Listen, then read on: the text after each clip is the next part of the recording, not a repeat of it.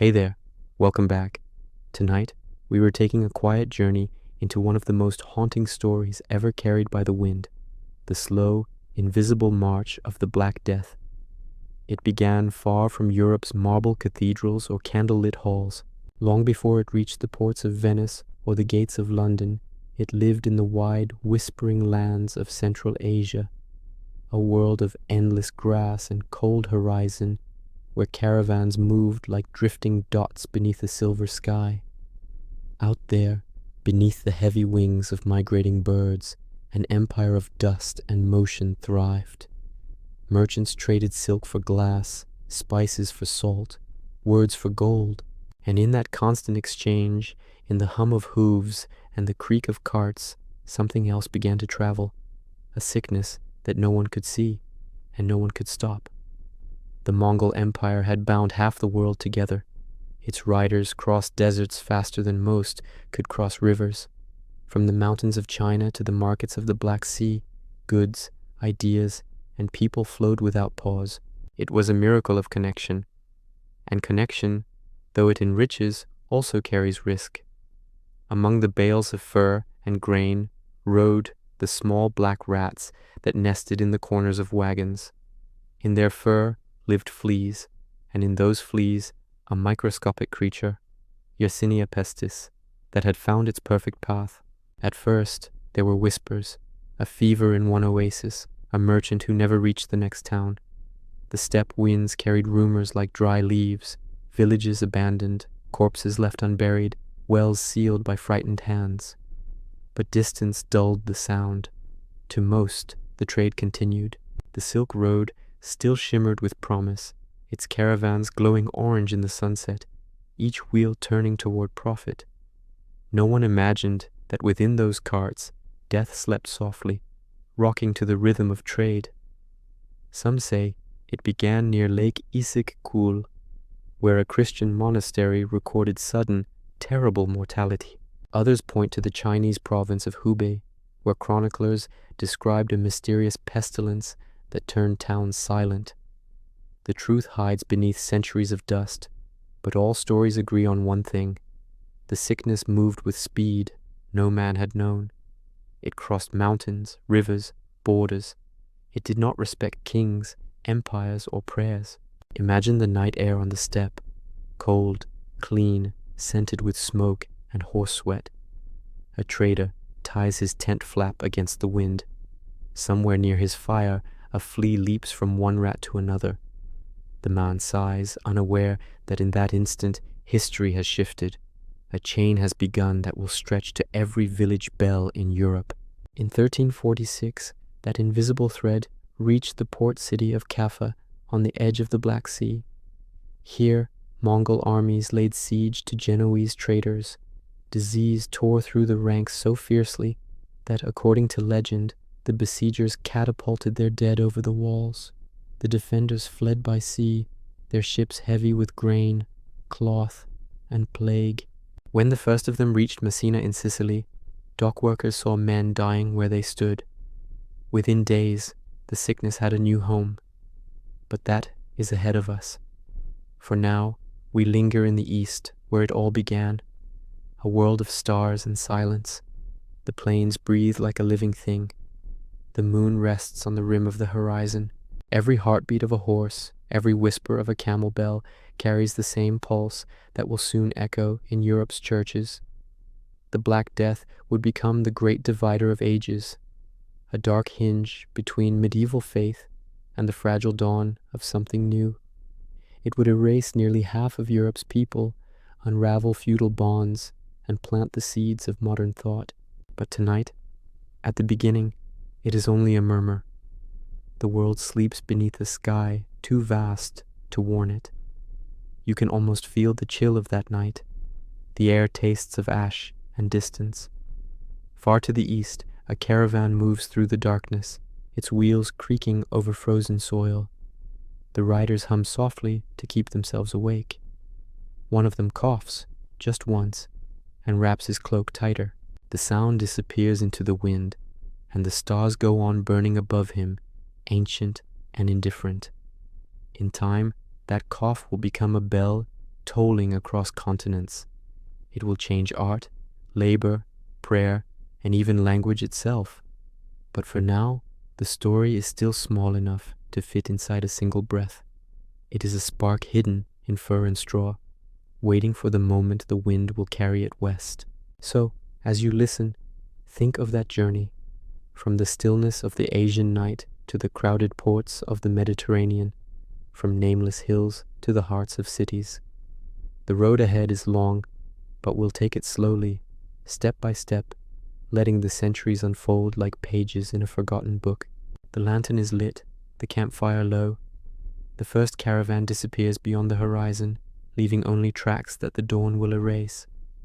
And somewhere behind them, beneath the steppe sky, the plague stirs, patient, silent, unstoppable.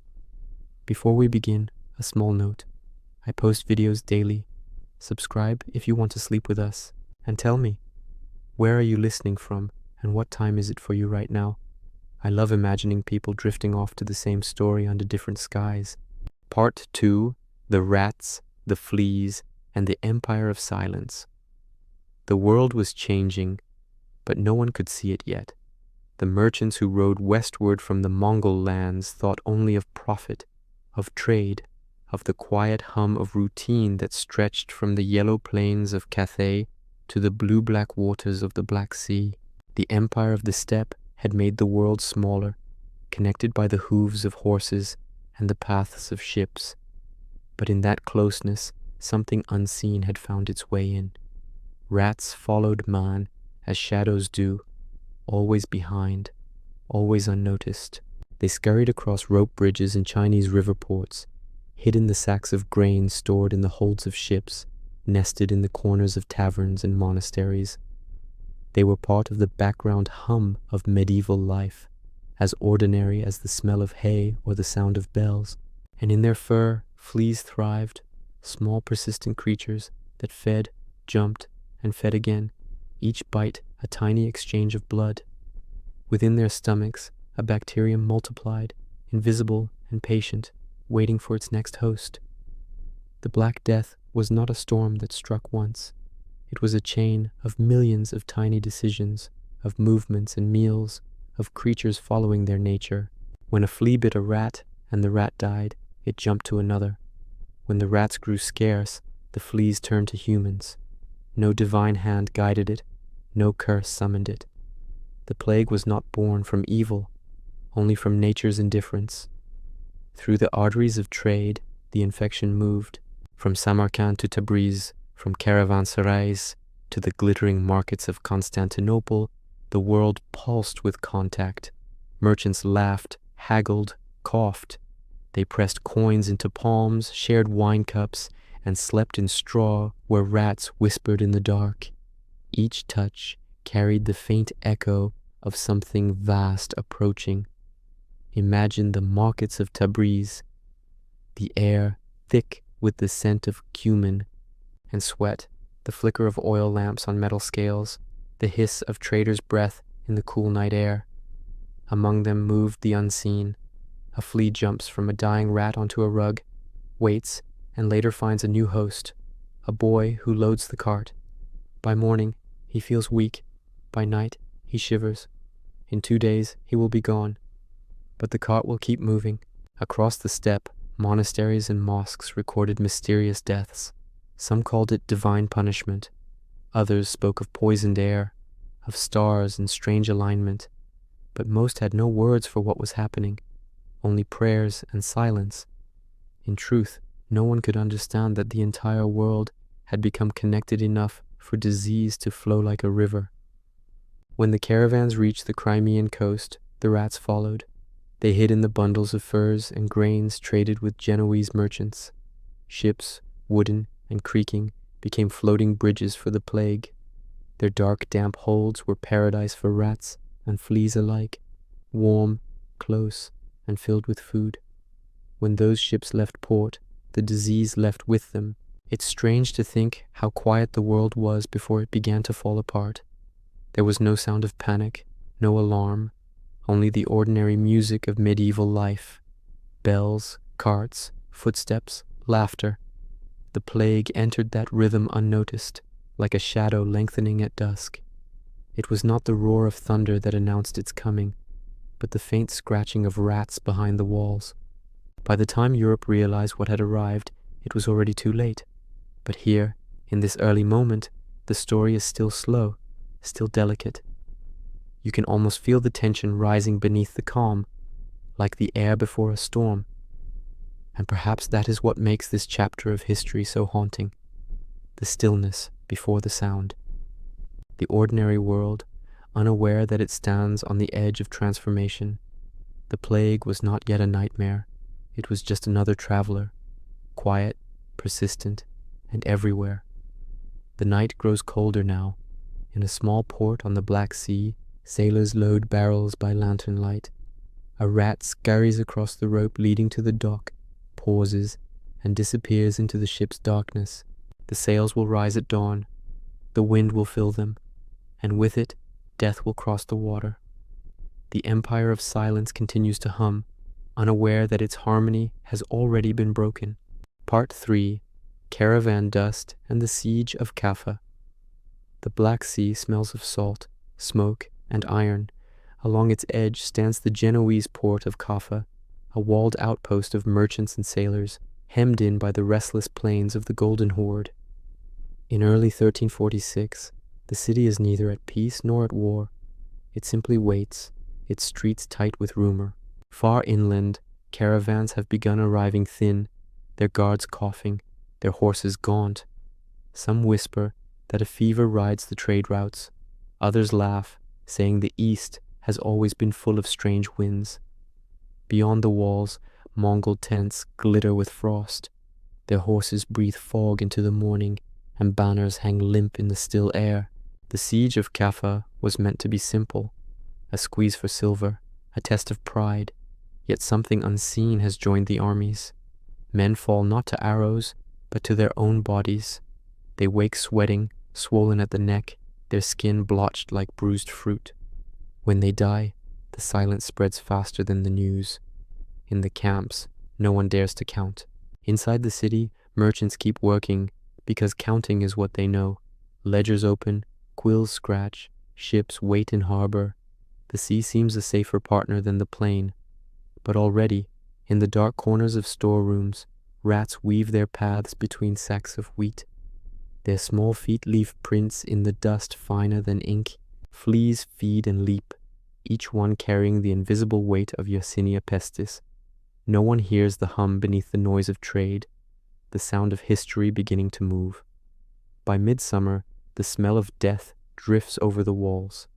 The Mongol general Janibeg watches his men die and orders what later generations will call impossible, that the corpses be flung into Kaffa with catapults. Stones are heavy, but bodies are heavier. Still, the engines creak and throw. When the first carcass lands inside the city, it bursts like a rotten wineskin. Soldiers flee the walls gagging. Whether this was strategy or superstition, no one will ever know. What is certain is that fear itself now joins the siege. The Genoese priests walk through the streets swinging censers. The air fills with incense and the murmuring of Latin psalms. Mothers press vinegar-soaked cloths to their children's mouths. Apothecaries sell dried herbs, powders, prayers. Every remedy smells of desperation. In the harbor, sailors cross themselves before touching rope. Even they can feel the change in the wind. One evening, a clerk drops his pen.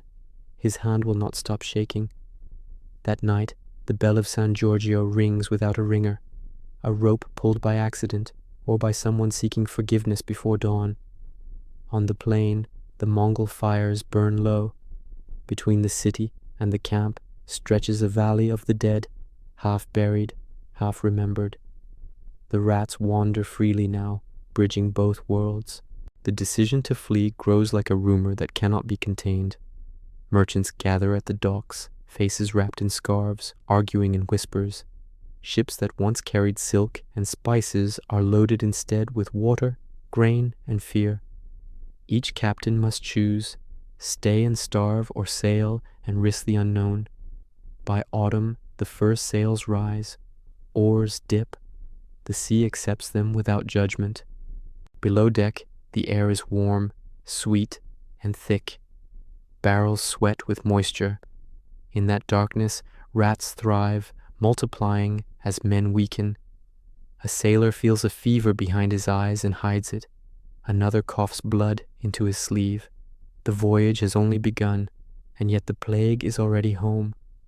It breathes in rhythm with the ship's timbers.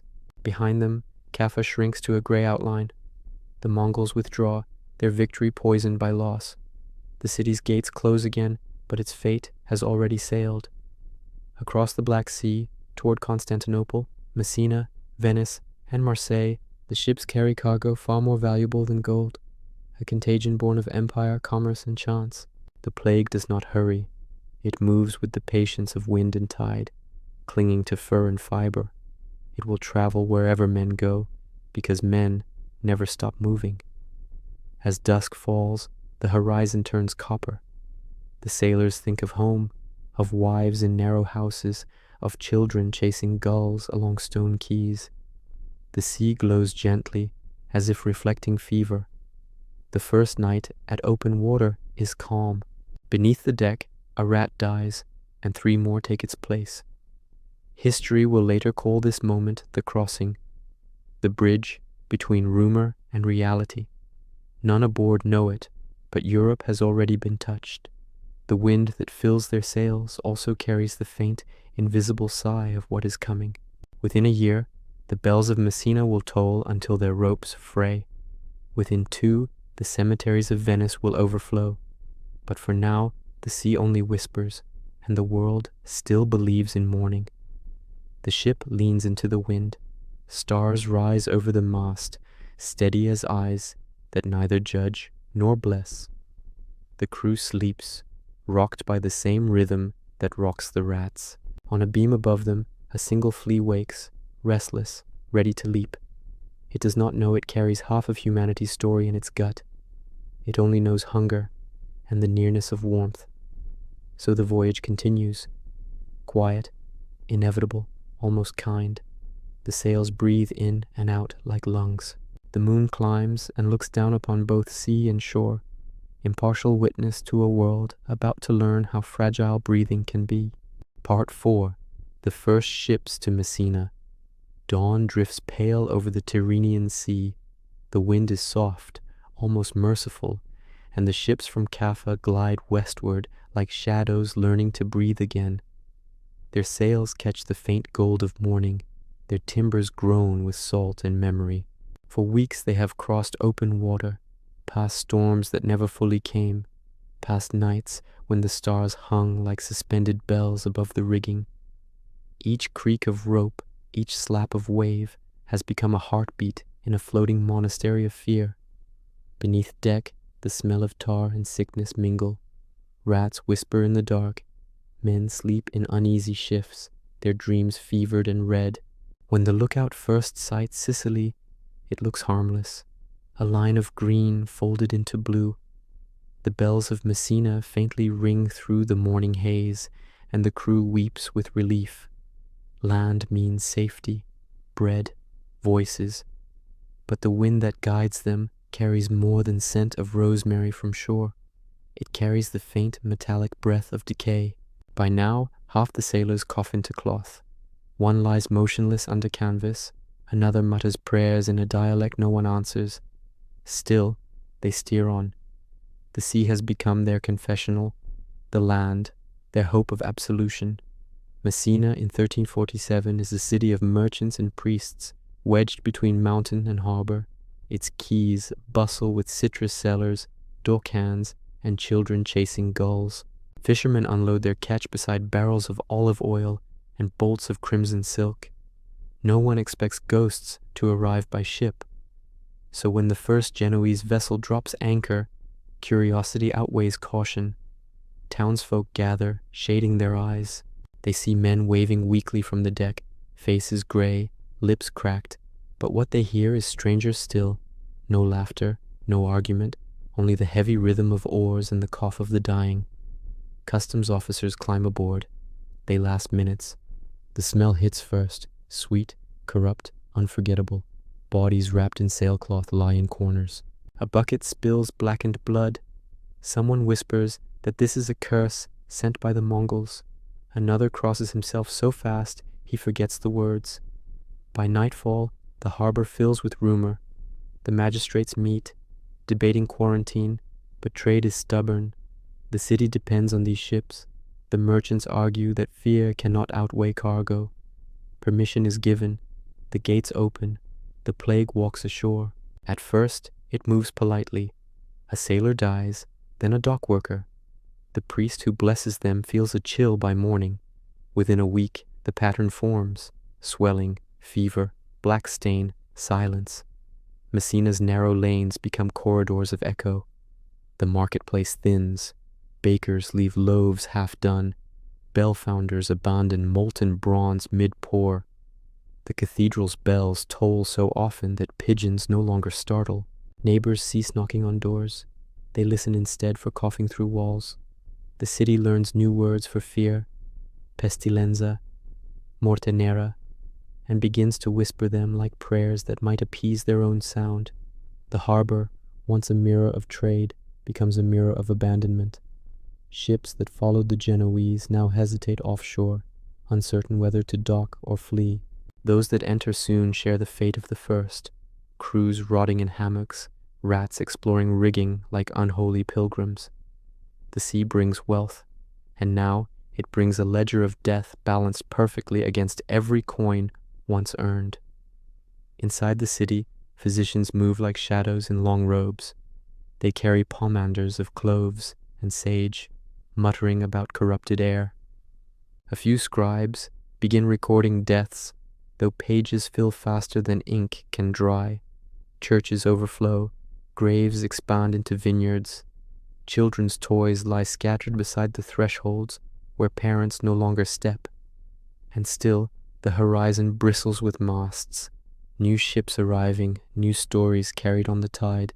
The soundscape changes. Where there was once gossip and bargaining, there is now only the rattle of wheels carrying the dead. The scent of incense thickens until it becomes oppressive, as though holiness itself were suffocating. In some quarters, people light bonfires to cleanse the air. In others, they huddle indoors, praying the wind will pass them by. But the wind obeys no prayer. It slides through alleys and under doors, indifferent, almost tender. By the end of the first month, Messina is a wound.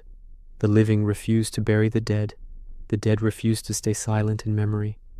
Merchants board their ships again, hoping to outrun fate, spreading it instead. One heads north toward Genoa, another west to Marseille. Each keel cuts a new scar into the sea. The plague now has wings of canvas and hearts of oak. Its empire grows with every gust of wind. Yet even amid ruin, human habit persists. A mother sings to a fevered child in a voice cracked but steady. Monks copy psalms by candlelight, their ink trembling with fear.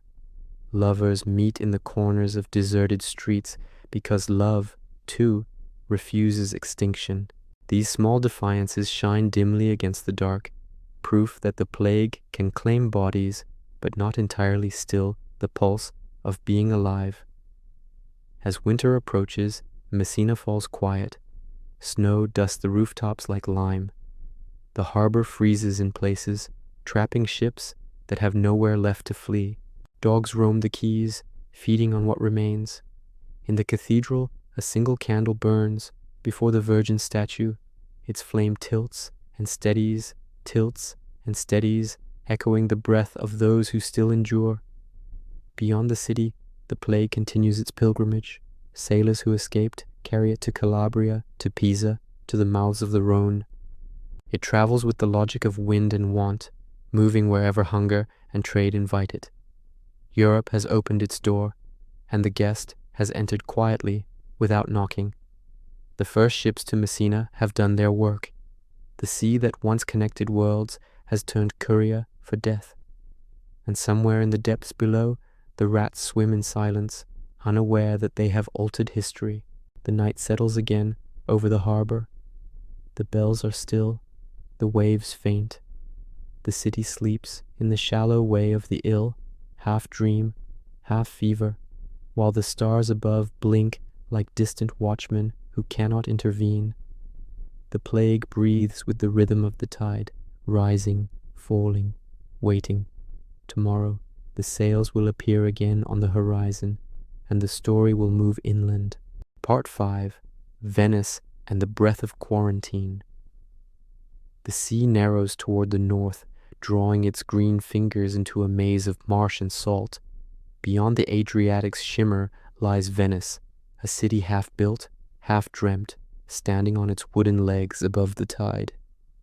In the autumn of 1347, merchants returning from Messina steer their ships into this watery labyrinth. They bring silk, pepper, amber, and something weightless, invisible beyond any merchant's reckoning. The first to notice are the port watchmen. They see men collapsing as ropes are thrown, sailors too weak to shout commands. Aboard the ships, bodies lie beneath damp sails. Rats scurry across beams as if escaping their own secret. Officials debate at the pier. Some insist that illness belongs to the sea, not to the Republic. Others whisper that the ports of Sicily have fallen silent, and that the wind smells wrong. Still, cargo is gold, and gold blinds even cautious eyes. The ships are allowed to dock. Within days the sickness climbs the bridges. Venice is a city made for movement, boats gliding like thought, footsteps echoing along narrow canals. But motion becomes its curse. Every handshake, every shared chalice becomes a thread in an unseen web.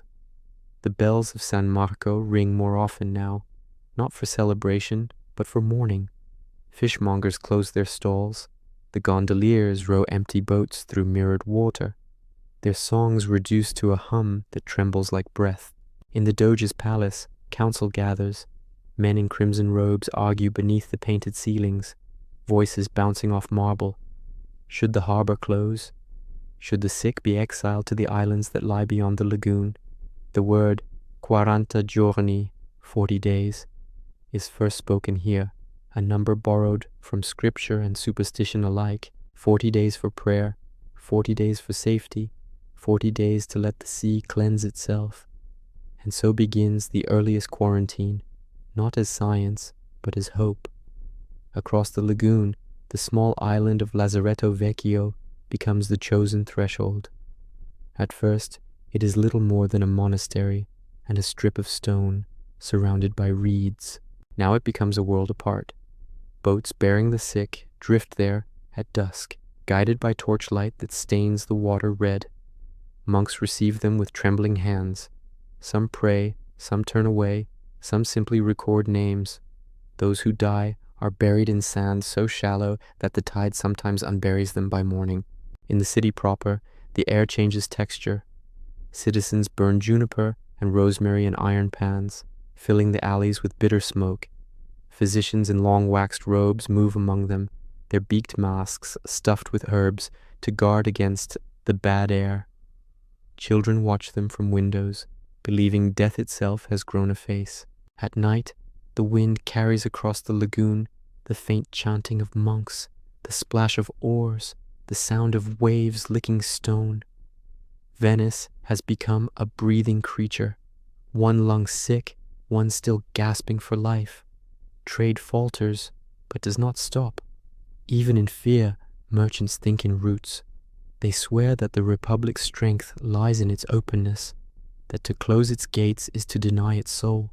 So, the disease travels with parchment and spice, moving from merchant to messenger, from scribe to servant. The pattern repeats, silent, flawless. Wealth, once a promise of safety, now becomes the perfect vehicle for loss. By midwinter, the lagoon is quieter than prayer. The city's colors fade, crimson to rust, blue to smoke, gold to dust. Pigeons roost on statues where once children played. The air tastes of salt and vinegar. Every cough turns heads. Yet amid despair, the rhythm of survival persists. Gondoliers carry food to doorsteps, leaving it on planks before rowing away. Bells ring for the living as much as for the dead. a reassurance that sound still exists, that time still moves. On Lazaretto Vecchio, life becomes ritual. The healthy pace the shore, measuring distance with eyes. The sick whisper dreams of home. A novice writes the day's count on a wooden board. Arrivals, recoveries, deaths. The numbers rise like tide marks, erased by each new wave. At sunset, gulls circle above the roofs, their cries sharper than psalms. One falls silent mid-flight and drifts into the water, a small, perfect emblem of the world's balance tilting. Inside Venice, art shifts tone. Painters abandon saints for skeletons, halos for hourglasses. The danza macabra appears first as graffiti, then as fresco, then as truth. The living and the dead, hand in hand beneath the same indifferent sky. What was once devotion becomes reflection. What was once commerce becomes caution. The Republic, proud and glittering, learns humility one cough at a time. By spring, the decree is renewed. No ship may enter without 40 days at anchor. Sailors wait in sight of domes they cannot touch. They watch the city glitter at sunset like a promise withheld. Some recover, some vanish overboard into the hush of the lagoon. And slowly, Venice understands that distance can be mercy. Quarantine becomes law, and from that law, a fragile kind of order is born. When the final bell of the season tolls, its sound drifts far across the marshes, folding into the evening mist. The wind carries it toward other ports, Genoa, Marseille, Pisa, places not yet ready to listen. Venice breathes out, exhausted, wiser, uncertain. The city will survive, it always does. But the word quarantine will remain, carved in its language like a scar, and across the silent lagoon, the torches of Lazaretto Vecchio still flicker, small suns guiding the dead toward rest, and the living toward patience. The plague moves on, indifferent to decrees, but something stays behind, a new rhythm of waiting, of measuring time by healing instead of trade. In this fragile pause between waves, Venice exhales, and the world, for a brief moment, learns to hold its breath with her. Part 6. Across the Alps, into the valleys. The winter passes, but the plague does not. It climbs like breath upon glass, slow, invisible, inevitable. From the harbors of Italy, it begins its ascent into the heart of Europe. The ships that had kissed the docks of Venice now whisper their cargo to men who travel by land. Traders, pilgrims, friars, shepherds. They leave the coast behind, following rivers north, the Po first, then the Adige, then the narrow roads that coil upward toward snow. Behind every hoof print lies the trace of something unseen. The Alps rise like frozen lungs above the plain, white and merciless. Travelers cross in single lines, cloaked and silent, each step a small defiance against height and weather. They carry bread, relics, rumors. The passes are lined with shrines to forgotten saints. Candles gutter, smoke bending sideways in the wind. Somewhere among the mules and sacks, a flea hitches a ride. When night comes, the travelers share warmth beneath a tarp of wool, unaware that warmth itself is what death requires. On the southern slopes, the villages still laugh. Children chase goats, women hang linen that freezes stiff before it dries. The taverns smell of smoke and garlic. When the first travelers arrive coughing, the innkeeper attributes it to cold air. He pours wine, shakes his head, and prays to Saint Roche. 2 days later, his wife finds him pale beside the fire, the cup still upright in his hand. By the week's end, no one enters the tavern, but the door keeps swinging in the wind as though greeting invisible guests. South becomes north. Snow yields to pasture. The road splits, one branch toward Switzerland, another toward the Dauphiné, a third down into the valleys of Austria and Bavaria. Everywhere the pattern repeats. A stranger falls ill, a priest blesses him, a bell rings. Soon, the priests themselves cough into their sleeves, and the bells toll without pause. In the monastery of Engelberg, the brothers dig graves in frozen soil until the spades bend. Their chants echo from the walls, soft, steady, and uncertain, whether addressed to God or to the echo itself. In the mountain villages, rumor moves faster than travelers. They say the plague rides clouds or hides in letters, that demons follow caravans, that the stars themselves are infected, shepherds burn the air with pine resin, midwives tie sprigs of juniper to children's wrists. No remedy holds, yet the effort persists. The human need to answer mystery with ritual. Even silence becomes a tool of survival. Doors close earlier. The road at dusk is empty except for snow and footprints that fade by morning. Far below, on the northern slopes, the Rhine Valley waits in ignorance. Merchants unload salt and cloth in Basel. The market hums, oblivious to the shadow cresting the mountains. It arrives not with drums or banners, but with the faint rhythm of coughs in a tavern corner. Within weeks, the city's narrow streets echo with carts and prayers. The physicians of Basel, proud men in fur collars, write treatises on the conjunction of Saturn and Jupiter, confident that calculation will tame chaos. But their ink dries beside open windows through which the wind carries the same dust that has crossed half the world. Meanwhile, to the west, Geneva feels the change in the water. Lake Léman lies too still. Fishermen pull nets heavier with corpses of fish than with life. The bishops declare processions. Barefoot penitents walk the quays with ropes around their necks, chanting for mercy. The mountains look down, unmoved. Through the passes of St. Gothard and Simplon, muleteers bring grain, iron, letters, and fleas. Each valley becomes a mirror of the last, a cough, a fever, a burial. Sometimes the bodies are laid in barns when the ground is too hard to dig. The snow melts around them in perfect circles, dark halos of earth steaming in the cold. At night, wolves come and carry away what men cannot bear to touch. Yet amid desolation, beauty persists. The sky over the Alps is an impossible blue, and when the wind stops, one can hear the drip of melting ice like the ticking of time itself. The living listen to it and find strange comfort. Even death cannot stop the seasons turning.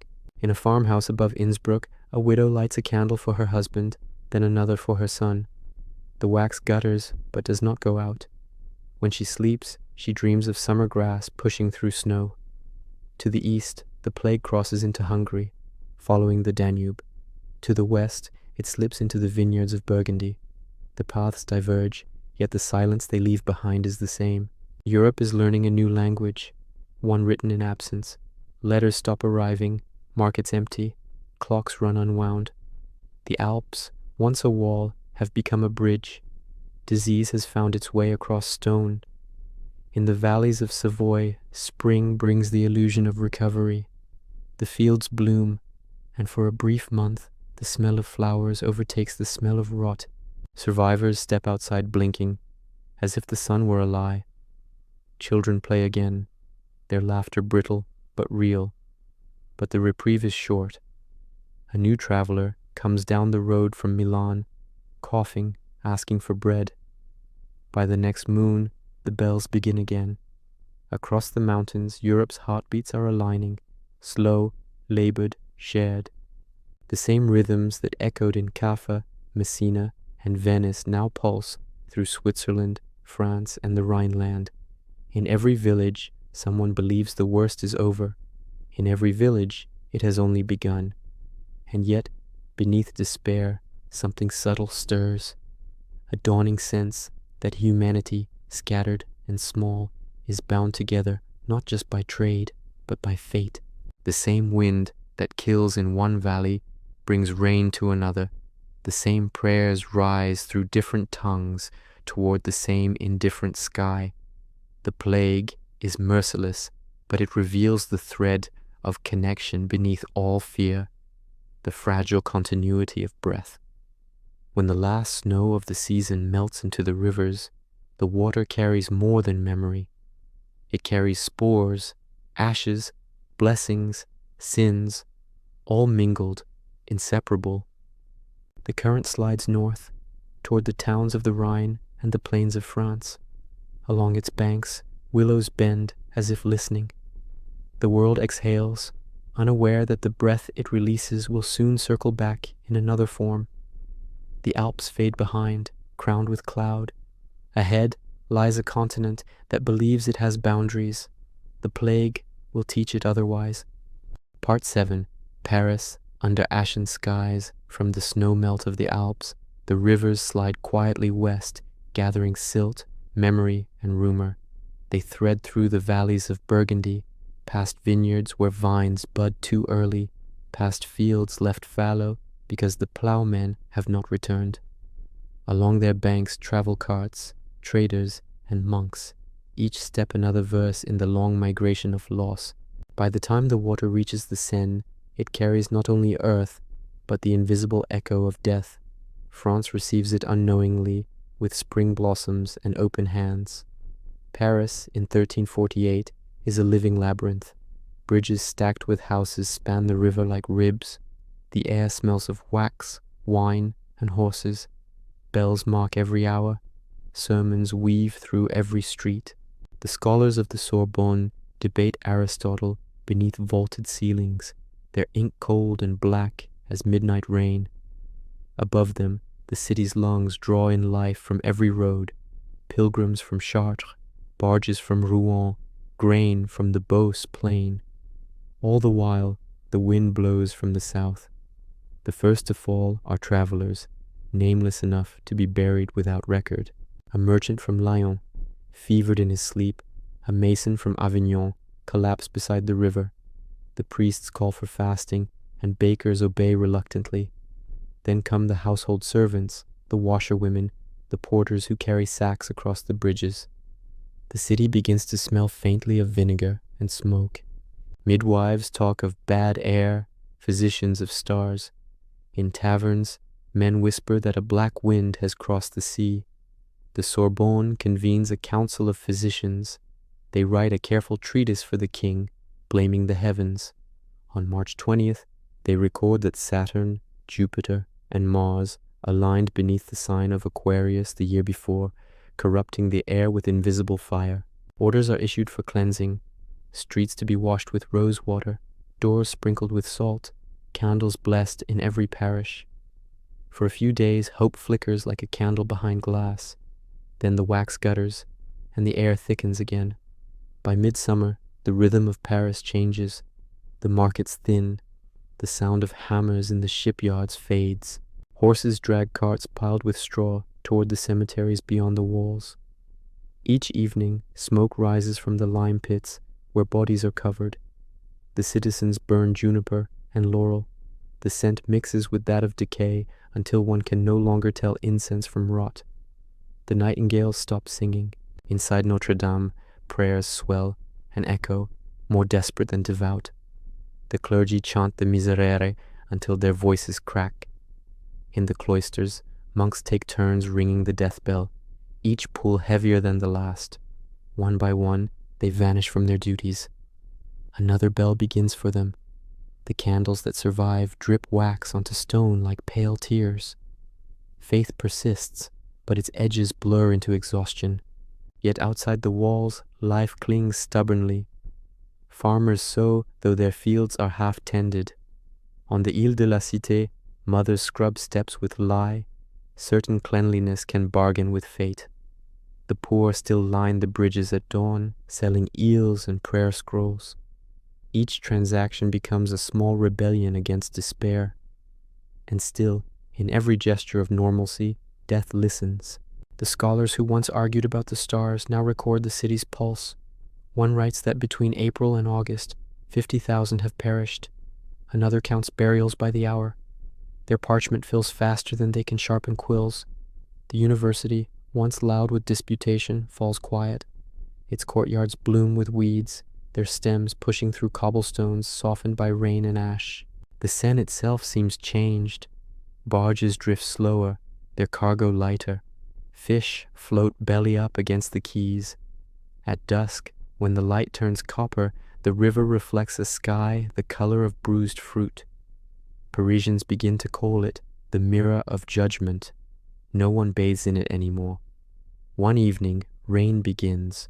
Not a cleansing rain, but one heavy and metallic, smelling faintly of blood.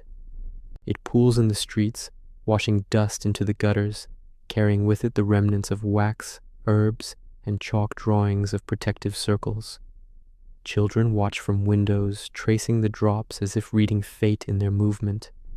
The thunder that follows shakes the bells in the cathedral towers. It sounds less like warning than confession. Autumn comes. The leaves along the river turn the color of parchment and fall into the current. The cemeteries swell. Trenches are dug in the fields of Les Innocents. The gravediggers work in shifts, masked with rags soaked in vinegar. At night they dream of rivers, though none dare wash. The smell of lime and rain becomes the city's new incense. Paris no longer fears invaders or famine. It fears the air itself, and yet, beneath the grief, something endures. The city's scribes continue to copy psalters, their margins filled with small flowers and birds as if defying the darkness. A young apprentice paints a miniature of Saint Denis holding his own head, unaware he is recording the mood of an age. On the bridges, lovers still meet in the shadow of curfew bells, touching hands quickly, as if love were a prayer made flesh. When winter finally arrives, the sky above Paris turns pale gray, a sheet stretched over a restless body. Smoke rises from the chimneys in long, straight columns. The air barely moves. The bells toll slower now, their tones softened by frost. The plague has burned through the city like a candle through wax. It leaves hollows where light once was, and silence where the world once shouted. Paris survives, but smaller, gentler, haunted.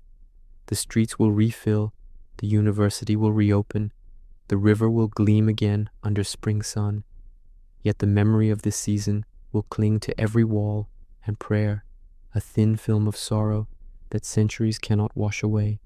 For those who endured, time itself will forever smell faintly of smoke, and beyond the northern horizon, the disease keeps moving, toward the Low Countries, toward England, toward every bell that has not yet rung. The Seine flows on, carrying its pale reflection of sky toward the sea, whispering the same question that every survivor now holds in their chest. How can life begin again when the air still remembers the dead? Part 8. The Silent March of the Dead. The wind that left Paris carries more than dust. It drifts north and west, following the roads lined with poplars, through the grey plains of Picardy and into Flanders, where the air smells of wet soil and tanneries. Villages shrink behind it like candle flames pressed by a sudden draft. Everywhere, the same procession repeats, men dragging carts, women walking beside them, the slow rhythm of wheels through mud. The living have learned to move like shadows. They no longer speak of tomorrow, only of today's work, today's breath. The dead no longer frighten them. They have become companions, an accepted weight. In each town, the pattern is the same. The bell rings, but no one counts. The priest walks ahead, murmuring through cloth. Behind him, 2 or 3 men carry stretchers. The bodies are wrapped in whatever can be spared: linen, straw mats, old cloaks. The faces are covered, the hands are not. The fingers stiffen, pointing skyward, a gesture both accusation and release. The march moves forward, slow and unbroken, as if time itself has chosen to walk alongside. In Flanders, the wind smells of the sea. The dunes near Bruges are dotted with shallow graves.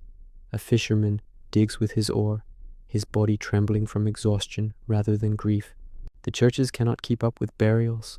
Their courtyards overflow into streets, so the dead are taken outside the walls, to the edges of canals, to meadows where cows once grazed.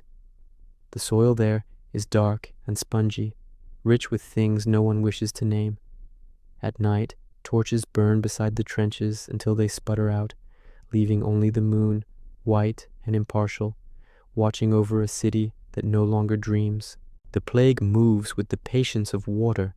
It does not rush, it seeps. From Flanders to Brabant, from Liège to Cologne, it follows the trade roads like ivy following stone. The merchants who once sold cloth now sell shrouds. Wagon wheels creak under loads that no longer bring profit. The scent of tallow and wood smoke coats every breath. People stop counting coins. They trade prayers, bread, and silence instead. The taverns close early, but their signs still swing in the wind, ghosts of an old rhythm. In Cologne, the cathedral rises half-finished, its towers reaching toward a sky that refuses completion. The masons have fled or fallen. Their tools lie in neat lines beside the scaffolding. Inside, the nave echoes with footsteps of the few who still come to pray. A mother kneels beside her son's pallet, his face already gray. She hums a lullaby that once spoke of harvest and rain. Now it sounds like a plea for mercy. When the boy's breathing stops, she does not cry. She wraps him in her shawl, lifts him carefully, and joins the others walking toward the riverbank. The procession grows, one mother, then two, then dozens, until the road itself seems to breathe. Farther south, in Lorraine, soldiers returning from the wars find their villages empty. The inns are shuttered, the wells dry. The banners they carry droop in the rain. They leave their armor behind, too heavy for sorrow. At night, they sleep among ruins, the rain drumming on helmets that will never shine again. When they wake, they move on, not as warriors, but as mourners without home or cause. Everywhere, art begins to change. Carvers and painters abandon saints for skeletons. In cloisters, walls bloom with frescoes of the danse macabre, the dance of death. Kings and beggars, priests and bakers, all join hands in the same circle. The message is clear. No hierarchy survives the grave, yet there is comfort in the symmetry, in the thought that loss obeys its own kind of justice. The living gaze upon these images and find themselves less alone. Death, once hidden in silence, becomes a companion visible on every wall. The sound of bells fills the air again, not single tones, but hundreds, each out of sync, forming a strange, mournful harmony. Villages answer each other across valleys, one toll here, another there, a dialogue of grief. Sometimes the bells ring with no hand to pull them. The ropes move in the wind, and the sound feels as if the world itself is remembering aloud. Amid this landscape of sorrow, small mercies bloom. Strangers share bread. Neighbors who once feuded dig graves together. In the convents, the nuns sing softly, voices thin but steady, their harmonies fragile as cobwebs. The songs drift through open windows, crossing fields like birds. For those who listen, they sound like forgiveness. By winter, the plague has reached the North Sea. The ports are quiet, masts frozen in their berths. Ice forms along the ropes, turning them white as bone.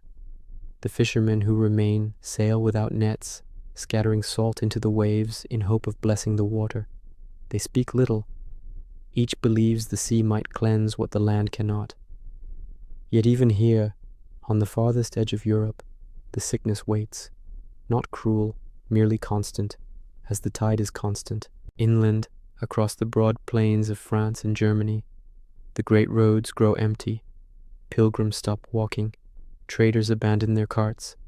The wind alone travels freely now, carrying the faint scent of wood smoke and decay. From hilltops, one can see the pattern repeating in every village, smoke rising, bells answering, the slow thread of people moving toward burial grounds. The world has become a single procession, endless and hushed. Still, life refuses to vanish entirely. A baker rises before dawn and kneads dough for whoever might pass. A shepherd tends a flock that has no owner. A child draws circles in ash on a door, convinced they will protect her family. These gestures mean little and everything. They are proof that the heart still beats under the weight of silence. When spring returns, it brings neither joy nor healing, only a softer light. Grass begins to grow over the mass graves, thin at first, then thick, as if the earth itself were trying to mend its surface. The air smells faintly of rain and iron. Those who survived move more slowly now. Their eyes have learned to look inward. In them lives the reflection of so many candles burned to stubs, so many names unspoken. Yet, within that reflection, there is peace, a quiet acknowledgement that the world, though broken, still turns. The march continues, but it no longer feels like punishment. It feels like memory moving through flesh, a reminder that existence is both burden and blessing. The dead do not vanish. They accompany the living in every step, gentle as shadows cast by twilight. The fields, once bare, now shimmer with small white flowers, each one an echo of the countless hands laid beneath them. And so Europe walks on, slower, humbler, wrapped in the hush of its own endurance. The silent march of the dead becomes a rhythm beneath the heartbeat of the living, a reminder that survival is not loud, nor glorious. It is simply the act of continuing, one breath after another, in a world that has forgotten how to sing. Part 9. Faith, Fear, and the Flagellants. The spring after the great dying is colder than memory. Fields stand half-plowed, and the air smells of rain over unburied roots. Those who remain search not for answers, but for meaning. In the absence of physicians and princes, faith expands to fill the silence.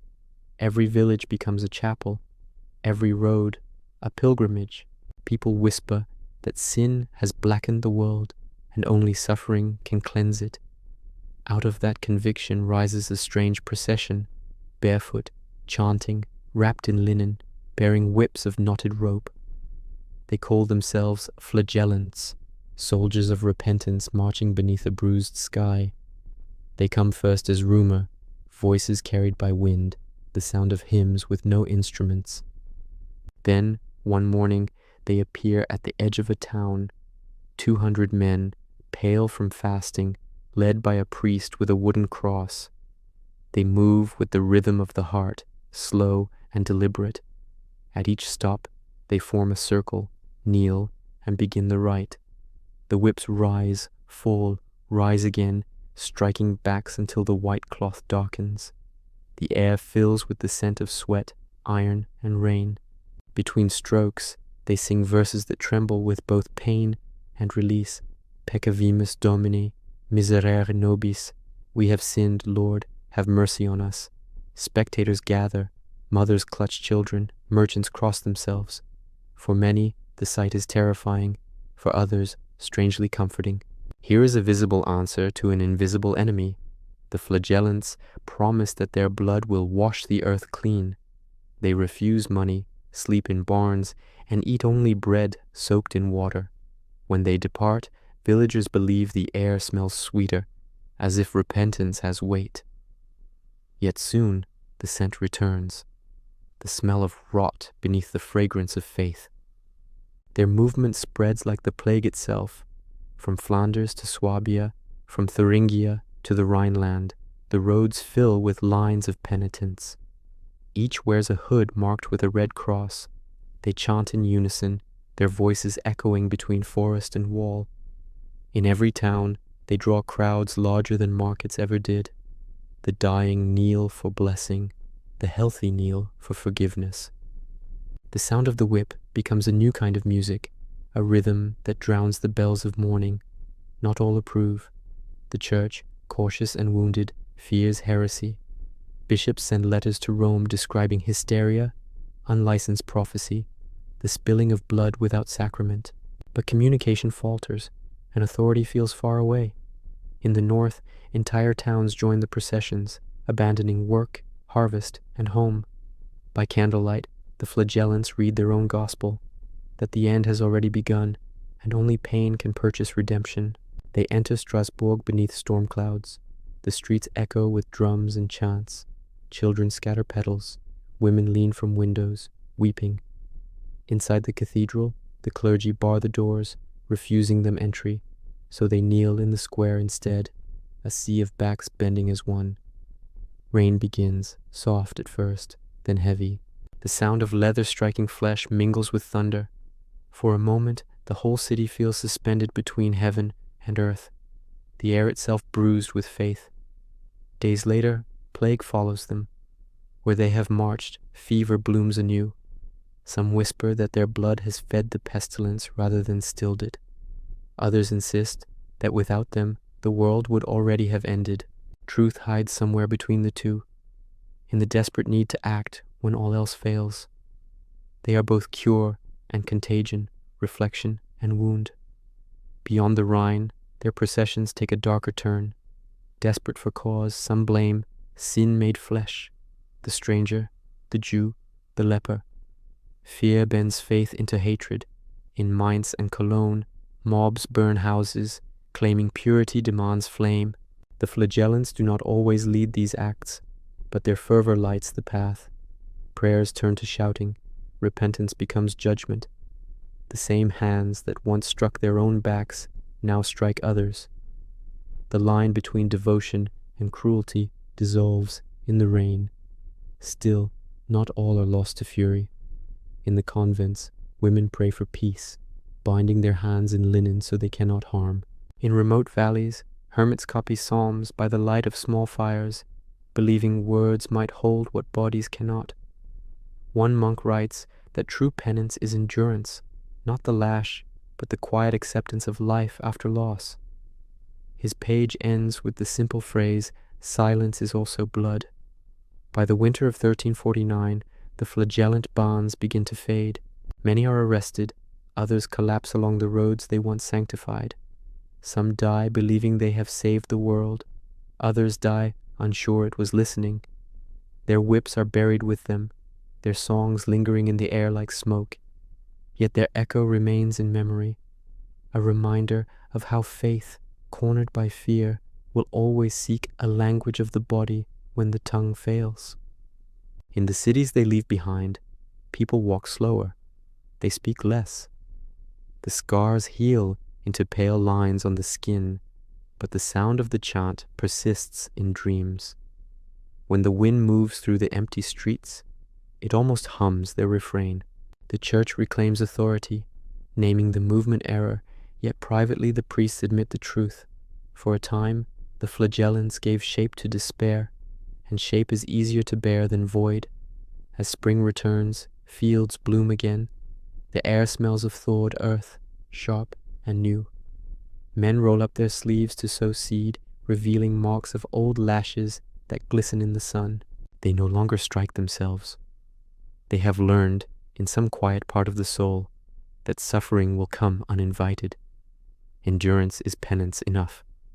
The roads are empty now, but if one listens carefully, the rhythm of the old procession still murmurs beneath the wind, a heartbeat of faith, faint but unbroken, guiding Europe toward its next breath. Part 10. The Pogroms and the Scapegoats. By the middle of 1349, the bells had rung for too long. Their echo filled the spaces where thought should have lived. In towns where the dead outnumbered the living, grief began to turn its face toward anger. The plague had no shape, no body to strike, and so the survivors began to carve one out of fear. The question whispered from hearth to market stall was the same. Who has done this to us? And where reason failed, suspicion found its prey. It began in whispers, traders muttering that certain wells tasted strange, that the air near Jewish quarters smelled of smoke and herbs. In some cities, letters appeared, confessions written under torment, claiming that Jews had poisoned the fountains of Christendom.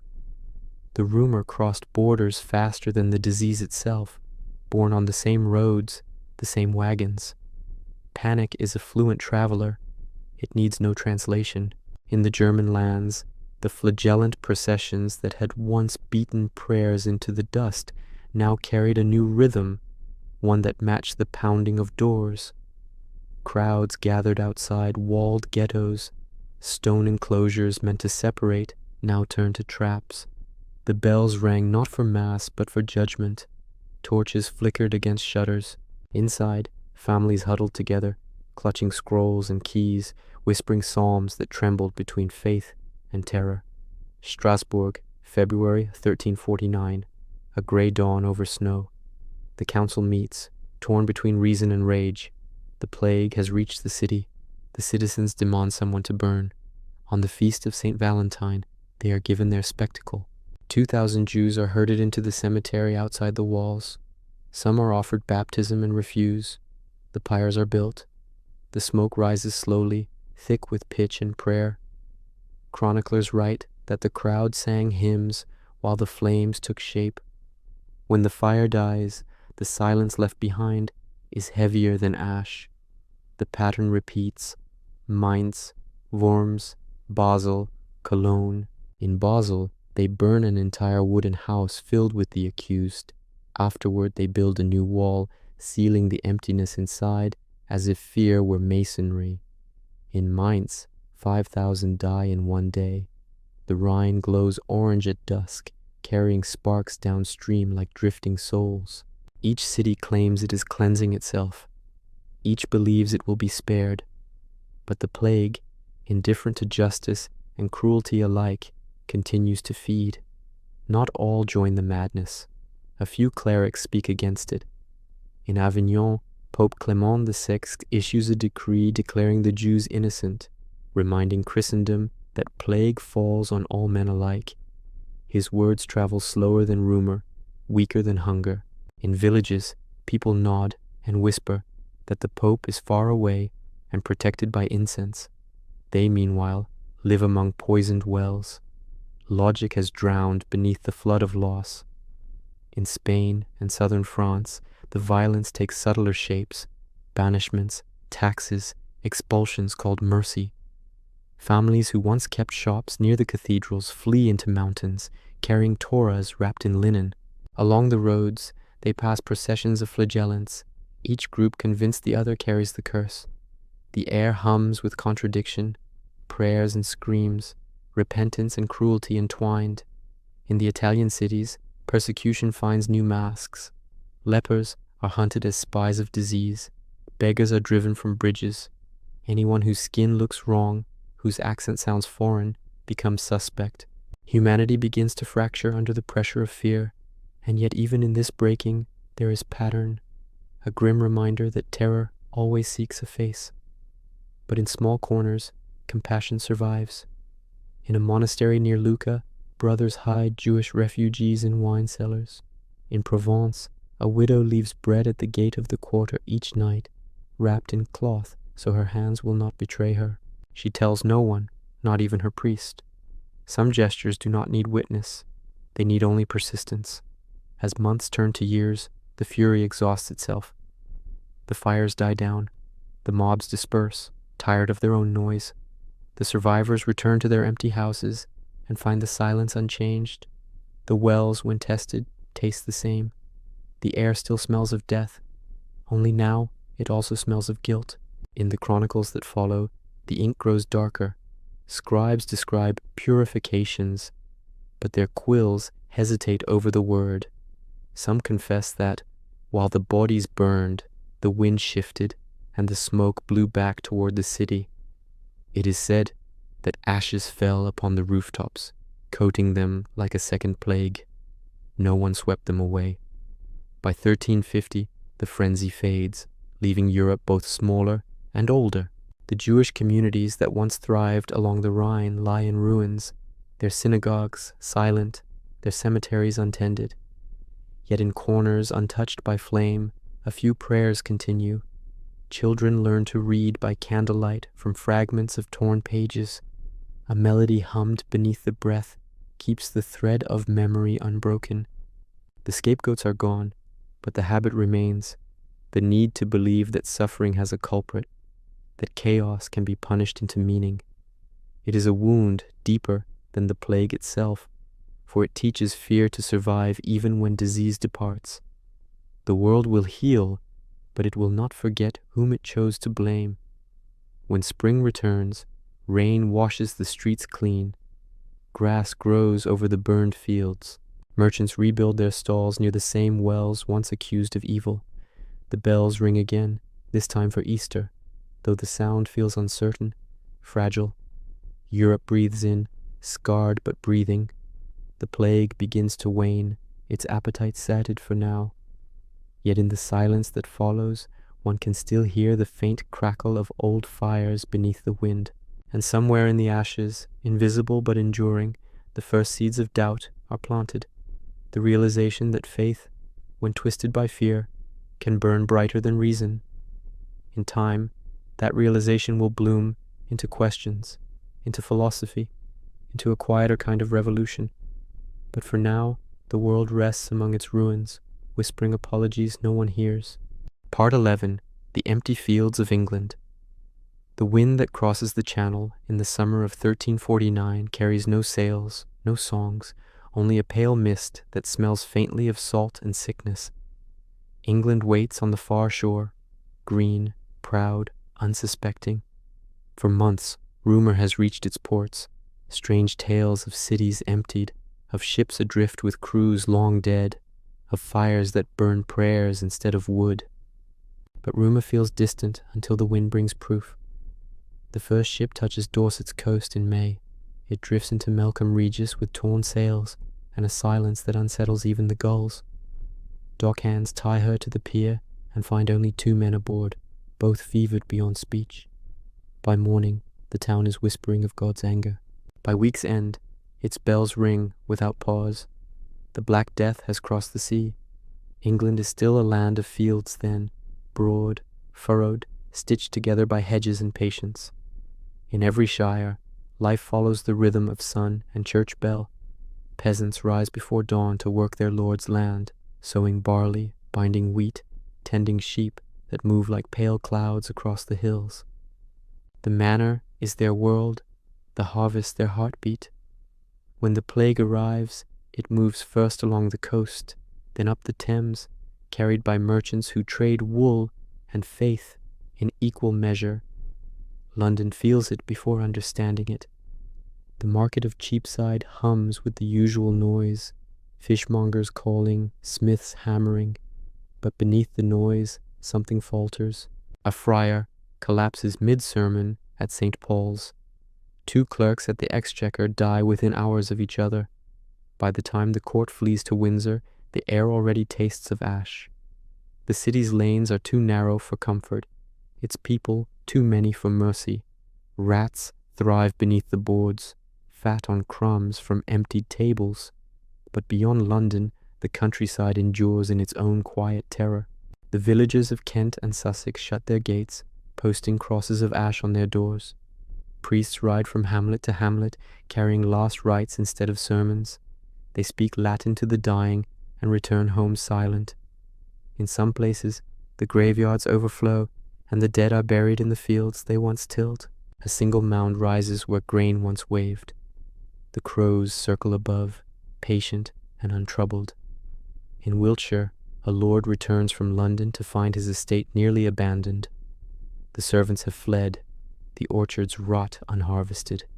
He lights torches along the path to his manor, but only the wind answers. That night, he writes a letter to his son in Normandy. The earth grows still. I hear only my own footsteps. Even the dogs will not bark. The letter never leaves England. The messenger dies on the road. By autumn, half the island has fallen silent. The old feudal order begins to crumble, though no one yet calls it that. The lords need hands to plough their fields, but there are too few left to serve. The survivors find themselves bargaining for wages instead of obedience. The word freedom appears on tongues that once only prayed. From despair grows a quiet revolution, unrecorded, unplanned, but certain. In the monasteries, the toll is heavier still. The monks who once copied gospels now dig graves. Libraries fall silent, their pages left half illuminated. Yet even among ruin, light persists. A novice at Glastonbury continues his work, drawing the curve of a letter beneath the shadow of a candle. He writes not in gold, but in ink, made from soot and rainwater. On the margin, he notes the year and the phrase, Mors omnium communis, death, the common bond of all. The plague rolls northward, reaching Oxford, York, Durham. The scholars scatter, carrying infection with them. In the valleys of the north, sheep wander through empty cottages. The bells of small churches toll themselves out. Between one ring and the next lies a silence so vast it feels eternal. But the earth beneath remains patient. When winter comes, frost seals the graves, and the land seems to rest, as if waiting to breathe again, and breathe it will. In time, the survivors return to the soil. They find that hunger can be bargained with, but time cannot. Fields long neglected must be reclaimed, seeds replanted, fences rebuilt. The rhythm of life resumes, slower, humbler. The villages that remain learn to work together. Boundaries blur. The dead are gone, but their absence becomes instruction. England begins to reshape itself, not by decree, but by necessity. Years later, chroniclers will write of how the plague destroyed, but they will forget to mention what it created. In the gaps left by death, a new kind of life begins. Wages rise, serfs gain ground. The old order cracks like dry timber. The silence of the empty fields becomes the sound of change. Out of ruin grows a faint, stubborn kind of hope, the knowledge that even the darkest harvest can leave behind seeds.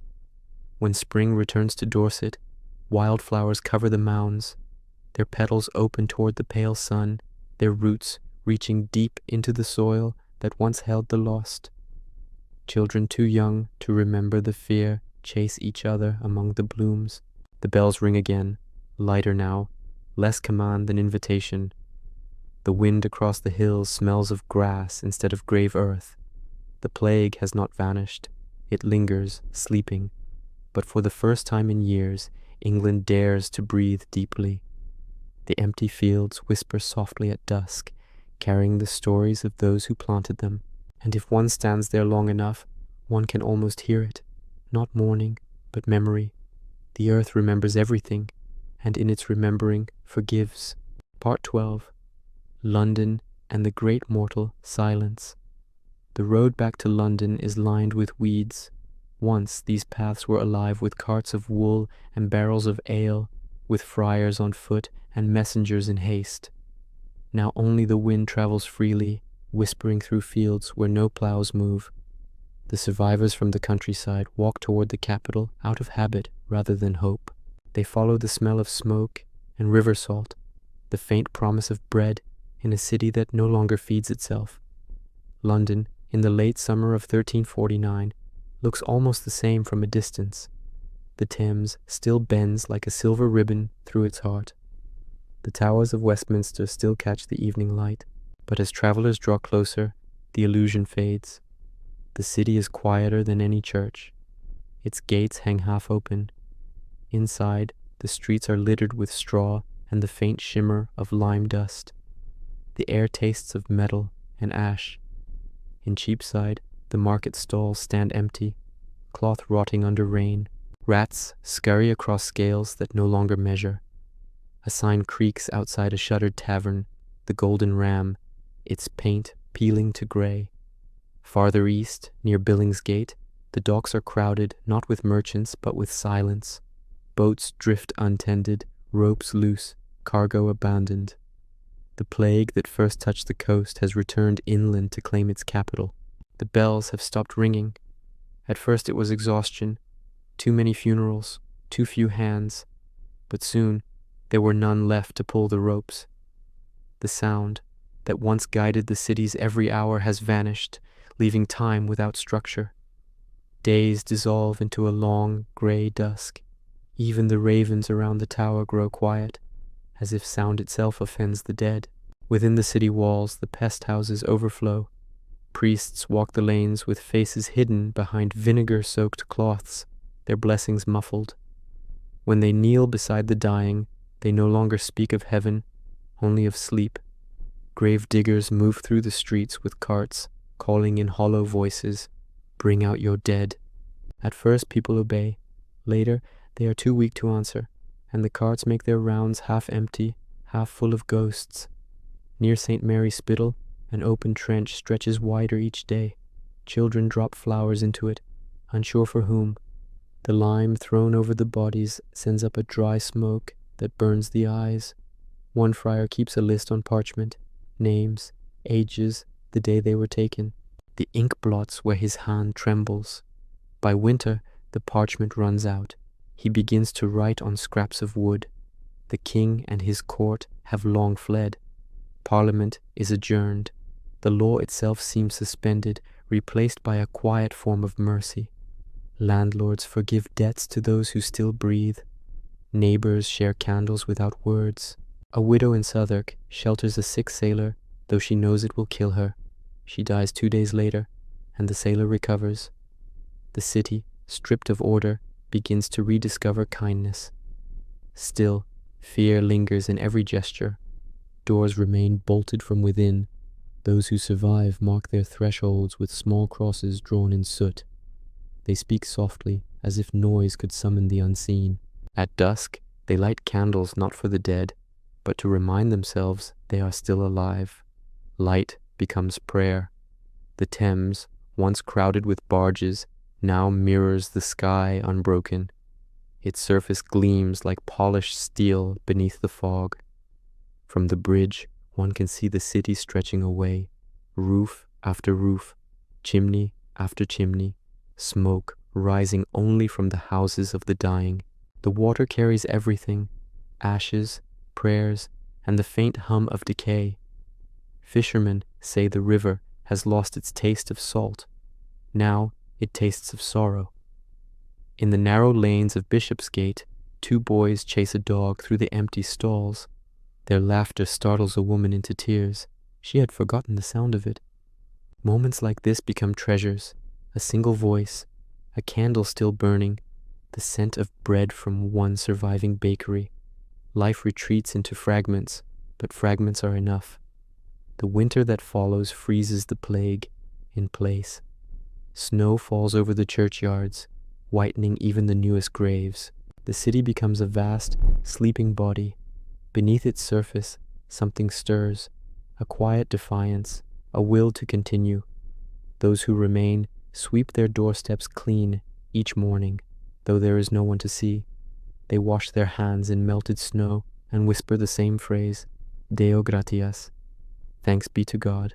For what? They cannot say. Perhaps for breath itself. When spring returns, it comes gently, as though afraid to wake the city. Buds appear on the trees along the strand. The air softens. The survivors step out into sunlight for the first time in months. They blink like creatures emerging from caves. The bells of St. Paul's ring again, 1, then 2, then a dozen, tentative, uneven, but real. London exhales. The great silence breaks not with a cry, but with a sigh. What remains is smaller, slower, changed. Families are gone, guilds dissolved, streets renamed by memory. But the city endures. In its ruins lies the seed of its future strength. The people who have lived through the silence carry it within them, a hush that will outlast their years, shaping the way they pray, trade, and build. The plague has taken their certainty, but left them humility. As night falls over the Thames, the bells echo faintly through the mist, their tones soft and human once more. The water shivers with the reflection of stars. London, scarred but breathing, settles into its new rhythm, the rhythm of survival. The great mortal silence has passed, but its echo will forever linger in the river's tide, in the stones of the churches, and in the quiet hearts of those who refused to stop living. Part 13. The death of kings and peasants alike. The plague had no respect for crowns. It moved through palaces and hovels with the same cold patience, touching every brow it found. Whether a man ruled a kingdom or tilled a single field, the fever burned with equal heat. In the eyes of Yersinia Pestis, the world was level.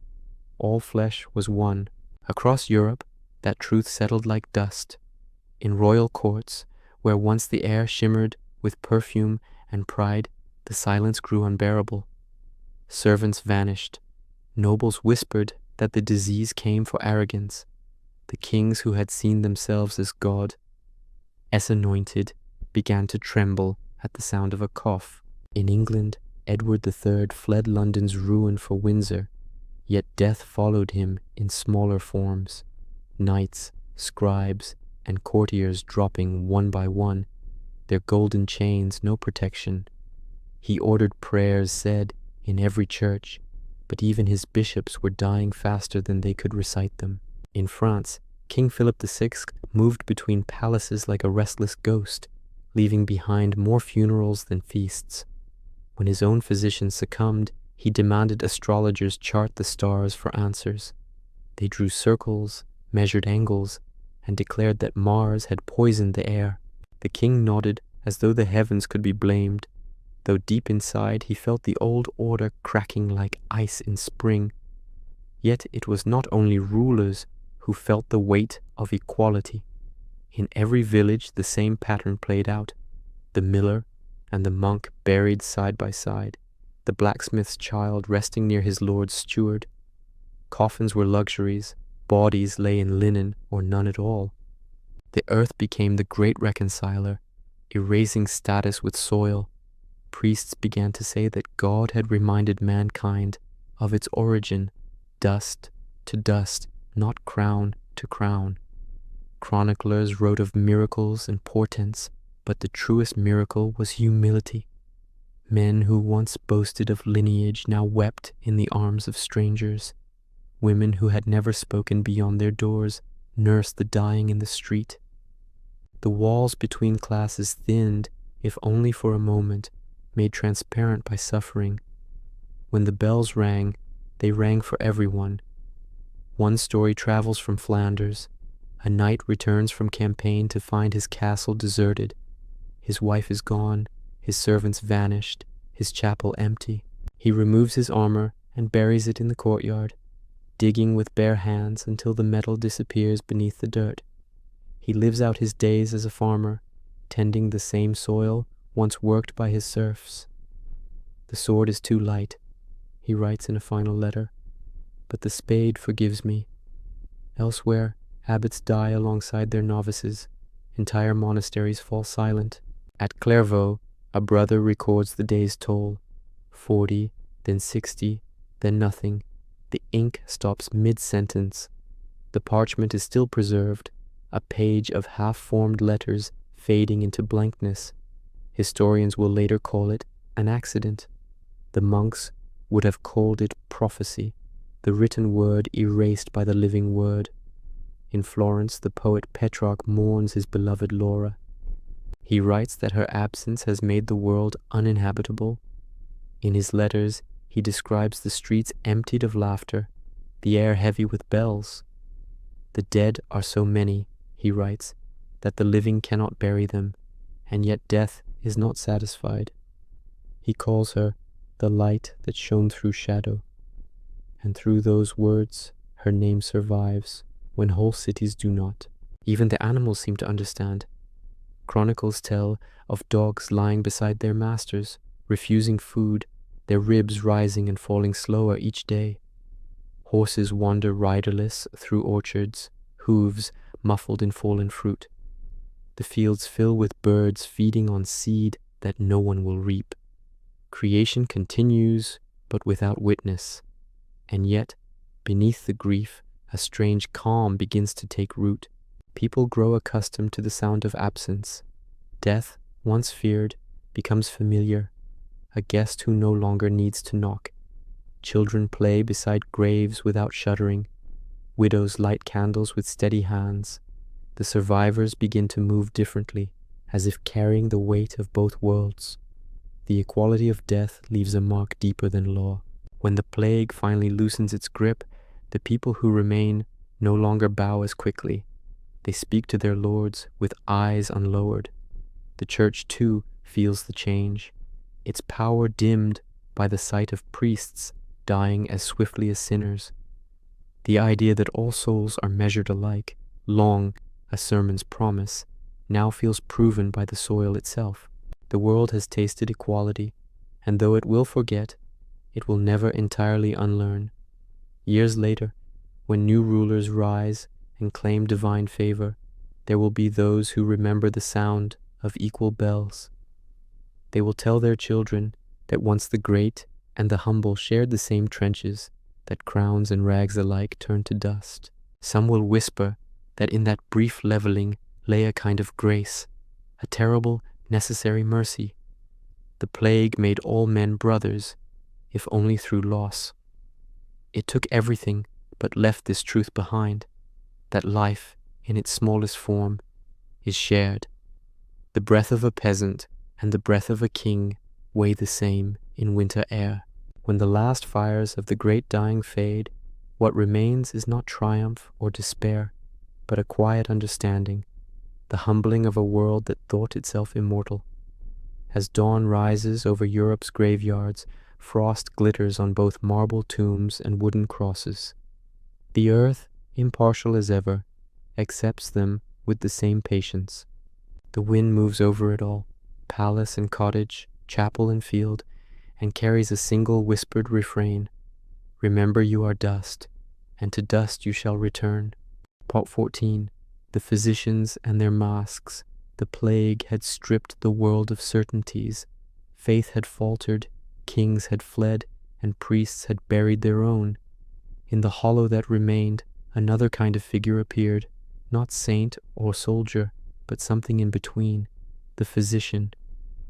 Cloaked in black waxed linen, face hidden behind a long-beaked mask, he became both symbol and warning, a shadow walking through cities already half turned to silence. They called them plague doctors, though few were truly trained in medicine. Some were scholars of herbs, others barbers or clerks pressed into duty by desperation. Each city hired its own, promising pay if they survived, exemption from taxes if they did not. They walked with canes to measure distance and pointed with them like conductors of a symphony of suffering. In their pouches they carried dried roses, amber, and cloves. The beak, filled with vinegar-soaked sponges, was their shield against invisible poison. The sight of a beaked mask on the horizon meant that the plague had arrived, or never left. Some believed the doctors were angels, others harbingers. Their silence gave the impression of both. In Paris, the faculty of medicine gathered again, pale survivors of their own theories. They dissected rats, burned herbs, and debated the nature of contagion. Some blamed the stars, others foul air rising from swamps. A few, quieter, suspected that death moved through contact itself, through breath, through touch, through the flea no one yet understood. Their notes, written in cautious Latin, became the first sketches of epidemiology, maps of fear drawn by trembling hands. In Florence, where the air still smelled of lime and rosemary, the plague doctor moved like a dark bird between doors. He tapped with his cane 3 times, waited, and entered. Inside each house, the same scene, a body cooling, another trembling, another praying. He marked the door with chalk, a symbol known only to his guild. When he emerged, he threw more herbs into the air, as if trying to sweeten the century itself. The mask, grotesque and fascinating, became its own mythology. Painters would later exaggerate it. The gleaming glass eyes, the exaggerated beak, the cloak swallowing the body whole. But to those who saw it then, it was not costume, but courage. The doctor's every step was a wager against death. He walked not to cure, but to witness, to measure the limits of survival. His presence said what words could not, that humanity was still trying to understand itself. Some treated with mercy, others profited from fear. In Avignon, one doctor demanded gold before entering any infected house, wrapping coins in oilcloth so they could be washed in vinegar.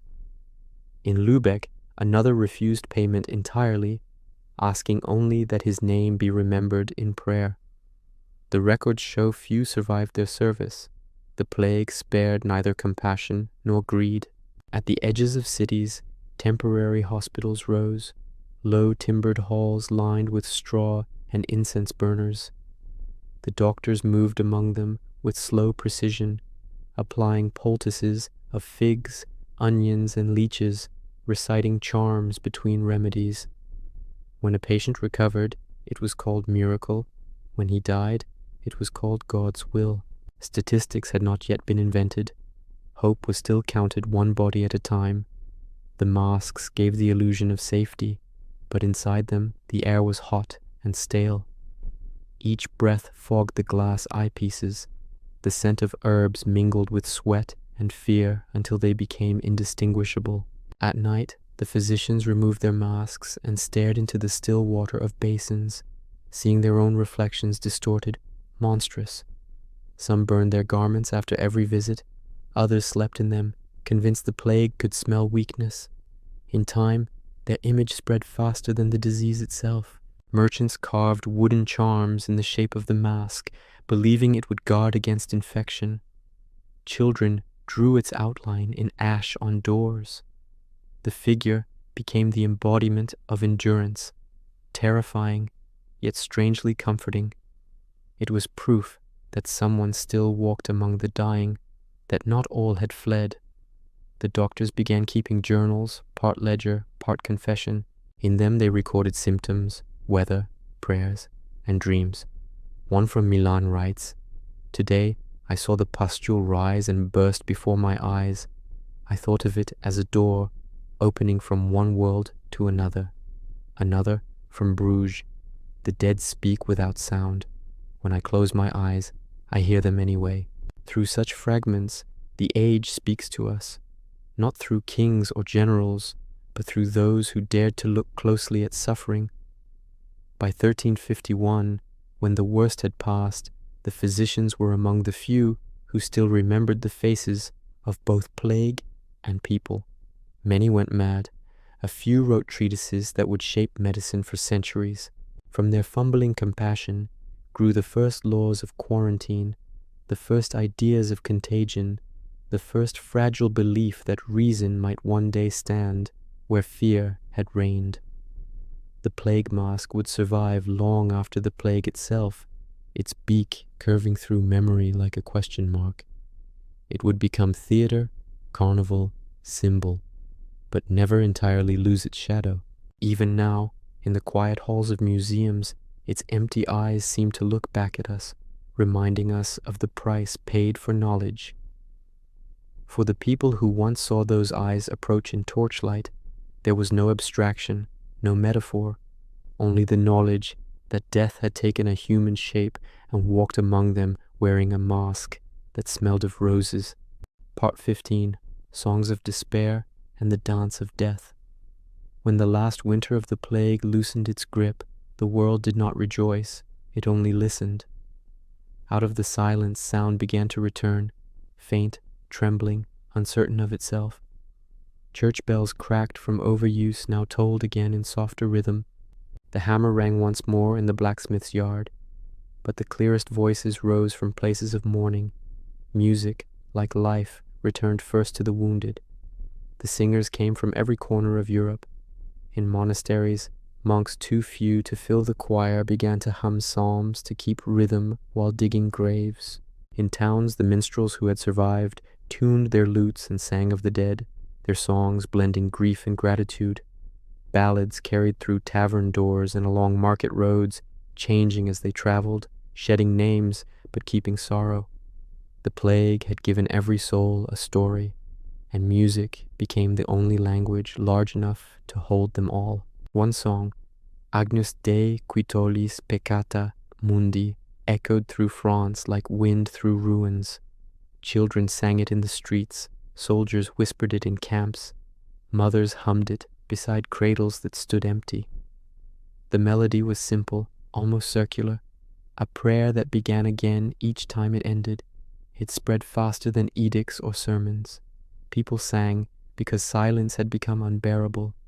In the north, painters began to capture that same rhythm with pigment. On church walls, figures of death appeared, skeletal, graceful, cloaked in shadow. Sometimes he danced with peasants, sometimes with kings. The danse macabre, the dance of death, was both sermon and solace. It said what priests could not, that death spares no rank, that the end is not cruelty but equality. In Basel, Lübeck, and Paris, the frescoes multiplied. On them, skeletons pulled emperors by the hand, led bishops by the sleeve, whirled with brides in white veils. The living looked upon these scenes and nodded. The paintings were terrible, but they were true. No longer was death a stranger. It had slept in every bed, eaten from every bowl. The living spoke to it familiarly. Some left a chair empty at the table, a gesture half superstitious, half grateful. Others carved skulls into door frames as reminders that every meal, every dawn, was borrowed time. The world had discovered a grim wisdom, that fear fades when the worst has already happened. In Florence, poets found new voices. Boccaccio wrote of love and folly amid the ruin, wrapping tragedy in laughter as if laughter were a shield. In England, the early mystics wrote of visions, of gardens blooming beyond pain, of Christ walking barefoot through the pest house. Even despair, when shaped into words, began to sound like hope. The human spirit, pressed to its edge, found art waiting there. Wandering preachers spoke now not of damnation, but of endurance. They told crowds that the plague had been both curse and cleansing, that the world had been purged to begin anew. In Paris, a friar carved on parchment, "We have learned humility, though it cost us the world." His handwriting shakes, but the words endure. And still, the music continued. Fiddlers played outside churches where the air still smelled of lime. Pilgrims carried small bells that chimed with every step, as if walking inside a song. Some claimed to hear voices in the wind at night, choruses of the lost singing across fields.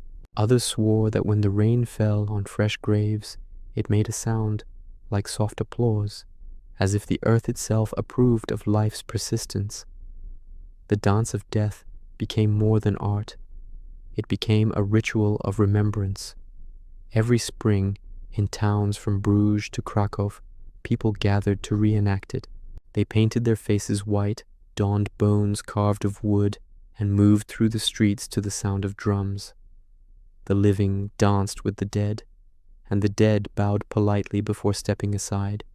It was not mockery, it was communion. In their slow steps, one could read a philosophy older than scripture, that joy, when shared with grief, becomes endurance. Even the churches embraced the imagery. Sculptors carved skulls beside angels, hourglasses beside crosses.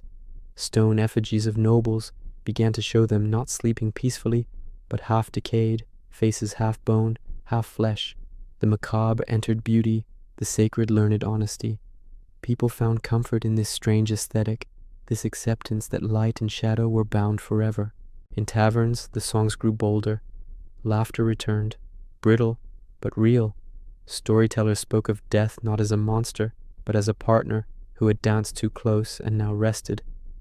The refrain of one popular ballad said, "He took our father's hands, and so we take our sons." The circle turns, and still we sing. The words spread, echoing through centuries until they no longer belong to any author.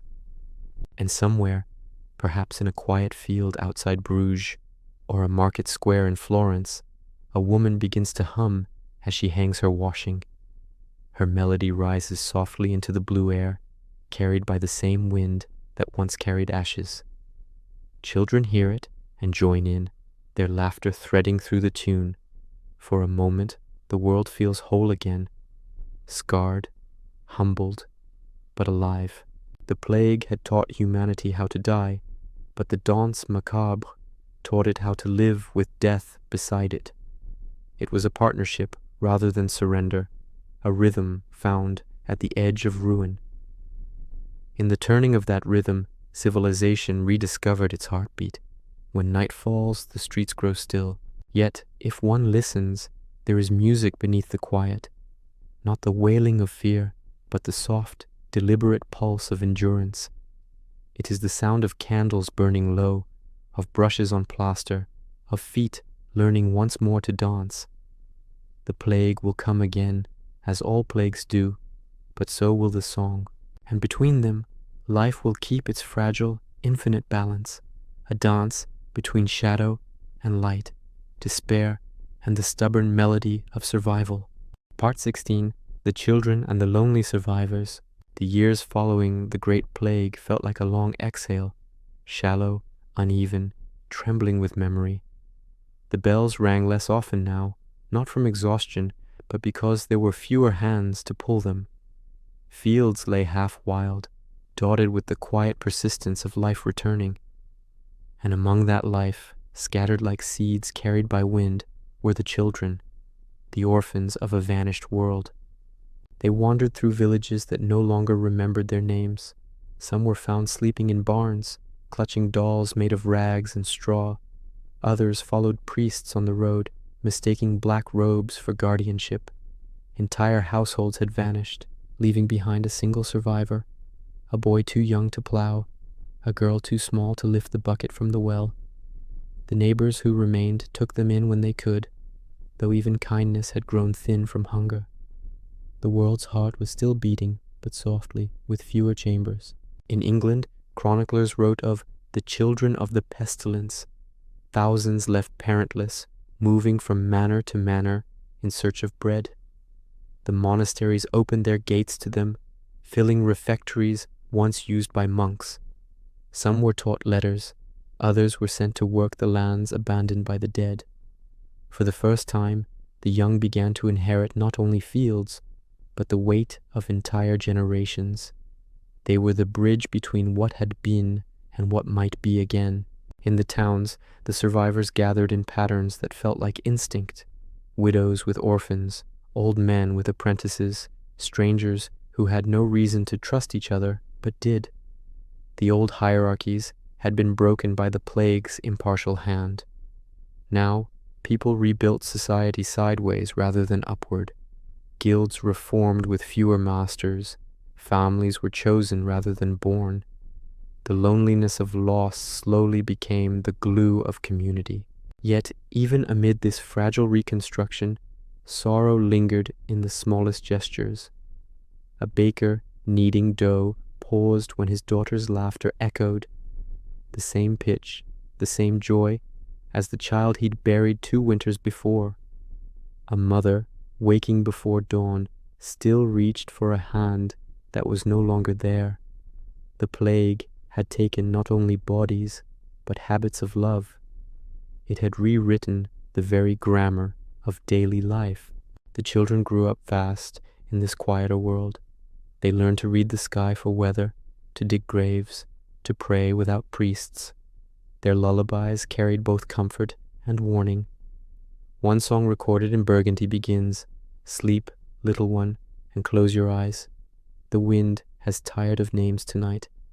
Such verses were tender, but they bore the rhythm of endurance, the only legacy the adults could still offer. In the cities, artists began to paint again, though their colors had changed. Where gold leaf once shimmered, gray and ochre now dominated. A painter in Siena depicted the Virgin sheltering a cluster of orphaned children beneath her cloak. Their faces were not idealized, thin, hollow, yet filled with impossible patience. Beneath the image he wrote, "They wait, and the world waits with them." The work hung in a chapel where no one spoke, above a whisper. The loneliness of survivors took many shapes. Some retreated to monasteries, seeking order in the echo of chants. Others turned to the land, speaking to soil more easily than to people. A few simply walked, moving from one ruined town to another, unable to stay anywhere that reminded them of what they'd lost. Pilgrimage became less about salvation than about motion itself. Proof that one could still move, still breathe, still carry memory from one sunrise to the next. But life, relentless and stubborn, refused extinction. In the spring of 1352, a girl in Rouen planted the first flowers on a mass grave. No priest blessed her act. No one asked permission. She returned each morning to water them with a broken jug, watching as small blue petals pushed through the soil. By summer, others joined her, widows, laborers, even passing merchants. The hill of the dead became a garden. People began to call it La colline de mémoire, the hill of memory. It was said that the flowers never failed to bloom again, no matter how harsh the winter. Such small gestures remade the world. A cobbler teaching an orphan his trade, a widow baking extra bread for the sick, a shepherd naming his new lamb after the son he lost, not in despair, but as a vow that names would continue. These quiet mercies were not written in any chronicle, but they were the true architecture of rebirth. Where kingdoms and cathedrals had fallen, kindness began to rebuild the foundations. The children who survived the plague would grow into adults who carried its memory in their bones. They would speak of it rarely, but its rhythm shaped their lives. They married later, prayed longer, trusted more slowly. Yet when they told their own children's stories, they always ended the same way, not with fire or fear, but with light returning. In their words, the horror softened into legend, the legend into lesson. The plague became the shadow that taught them to value dawn. In time, these orphans became the artisans, farmers, and scribes of a gentler age. Their work bore the mark of survival, lines straighter, prayers humbler, colors deeper. They had lived close enough to death to understand that every act of creation was also resistance. When they painted, wrote, or sang, it was never merely for beauty. It was a way to say, "We are still here." At night, when the wind passed over the half-rebuilt towns, it carried with it the mingled voices of those who had endured, the low hum of mothers, the rustle of pen on parchment, the crackle of hearths newly lit. The plague had taken the chorus, but the world was learning to sing again, one fragile note at a time. And though loneliness lingered like mist over the valleys, it no longer felt like punishment. It was the space left for memory, the echo that proved the song had once been sung. The children and the lonely survivors inherited not wealth or certainty, but a rhythm of persistence. In their quiet hands, humanity began again, shaping a gentler world from the silence of its own ruin. Part 17. Harvest after the storm. By the middle of the 1350s, the air in Europe began to feel different. The winds no longer carried the scent of decay, but of soil and ash mixed with the faint sweetness of growth. Villages that had once fallen silent now stirred again. The crack of an axe in the woods, the creak of a plow being mended, the low murmur of prayers said for the living instead of the dead. The Black Death had burned itself out, leaving behind a continent half empty and wholly changed. The fields lay wild, tall with weeds and stubborn flowers. In some places, entire manors had vanished, their walls collapsing beneath ivy. But where land remains, people return. Peasants reclaim the earth that once belonged to lords, now buried under the same soil. The balance of the world tilts quietly, almost imperceptibly. In the emptiness left by death, freedom takes root. In England, farmers begin to demand wages for their labor. With so few hands left, the survivors discover their worth. The old feudal bonds, the unpaid toil, the unquestioned obedience start to unravel.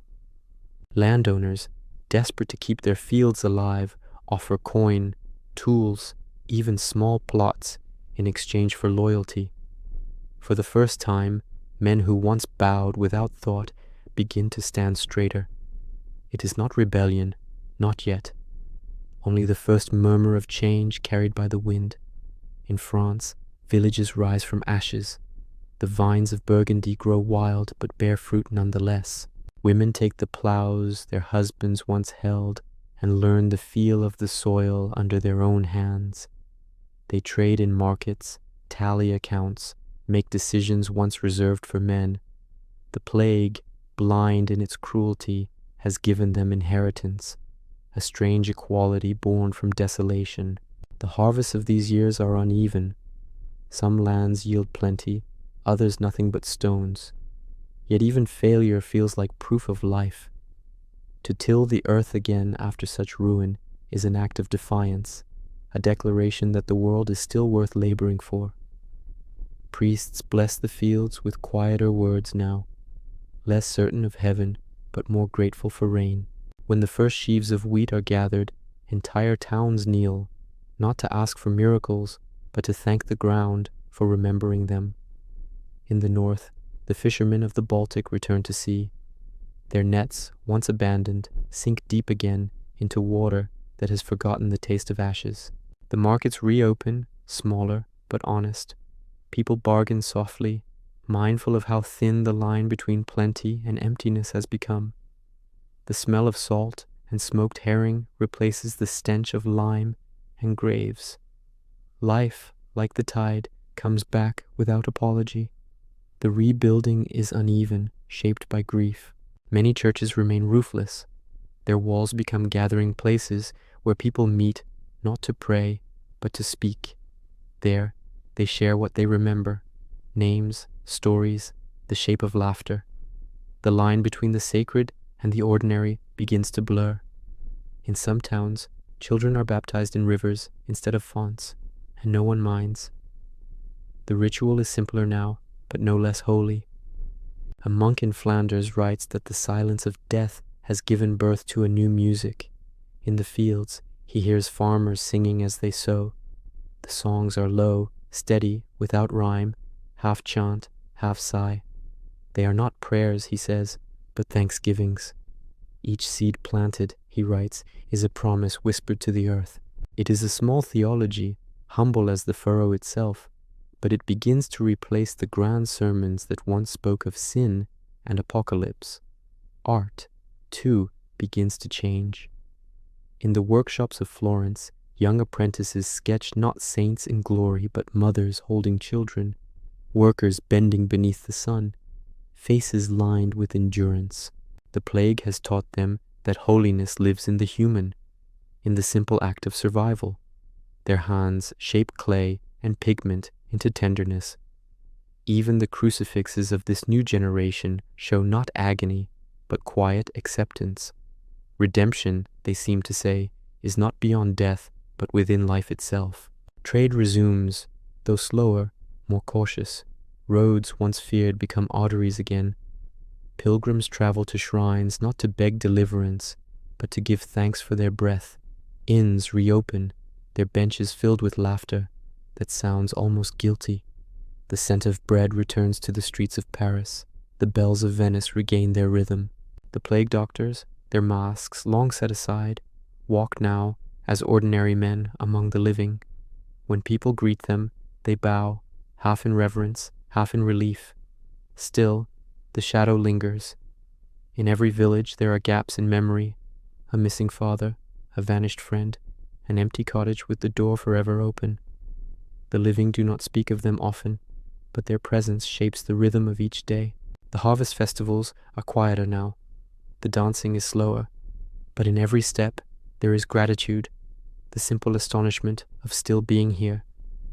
By 1353, Europe's soil is fertile again. The same earth that swallowed millions now feeds their descendants. The fields ripple gold beneath the wind. The rivers gleam like mirrors of forgiveness. People no longer count the dead, but the living. A priest in Cologne writes that he can finally hear laughter echo in the cloister again. It is strange, he notes, how laughter and prayer sound alike when heard through walls. In the evening, when the harvesters return home, they light small fires at the edge of the fields. The flames flicker, bright and fragile against the dusk. They eat bread, drink watered wine, and speak softly of the year to come. No one speaks of plague anymore, but all remember it. It sits beside them like an old friend, silent, forgiven, and never forgotten. The storm has passed. What remains is a humbler world, stitched together by calloused hands and tired hearts. The people no longer ask why they survived. They only live, and in living, they honor the ones who did not.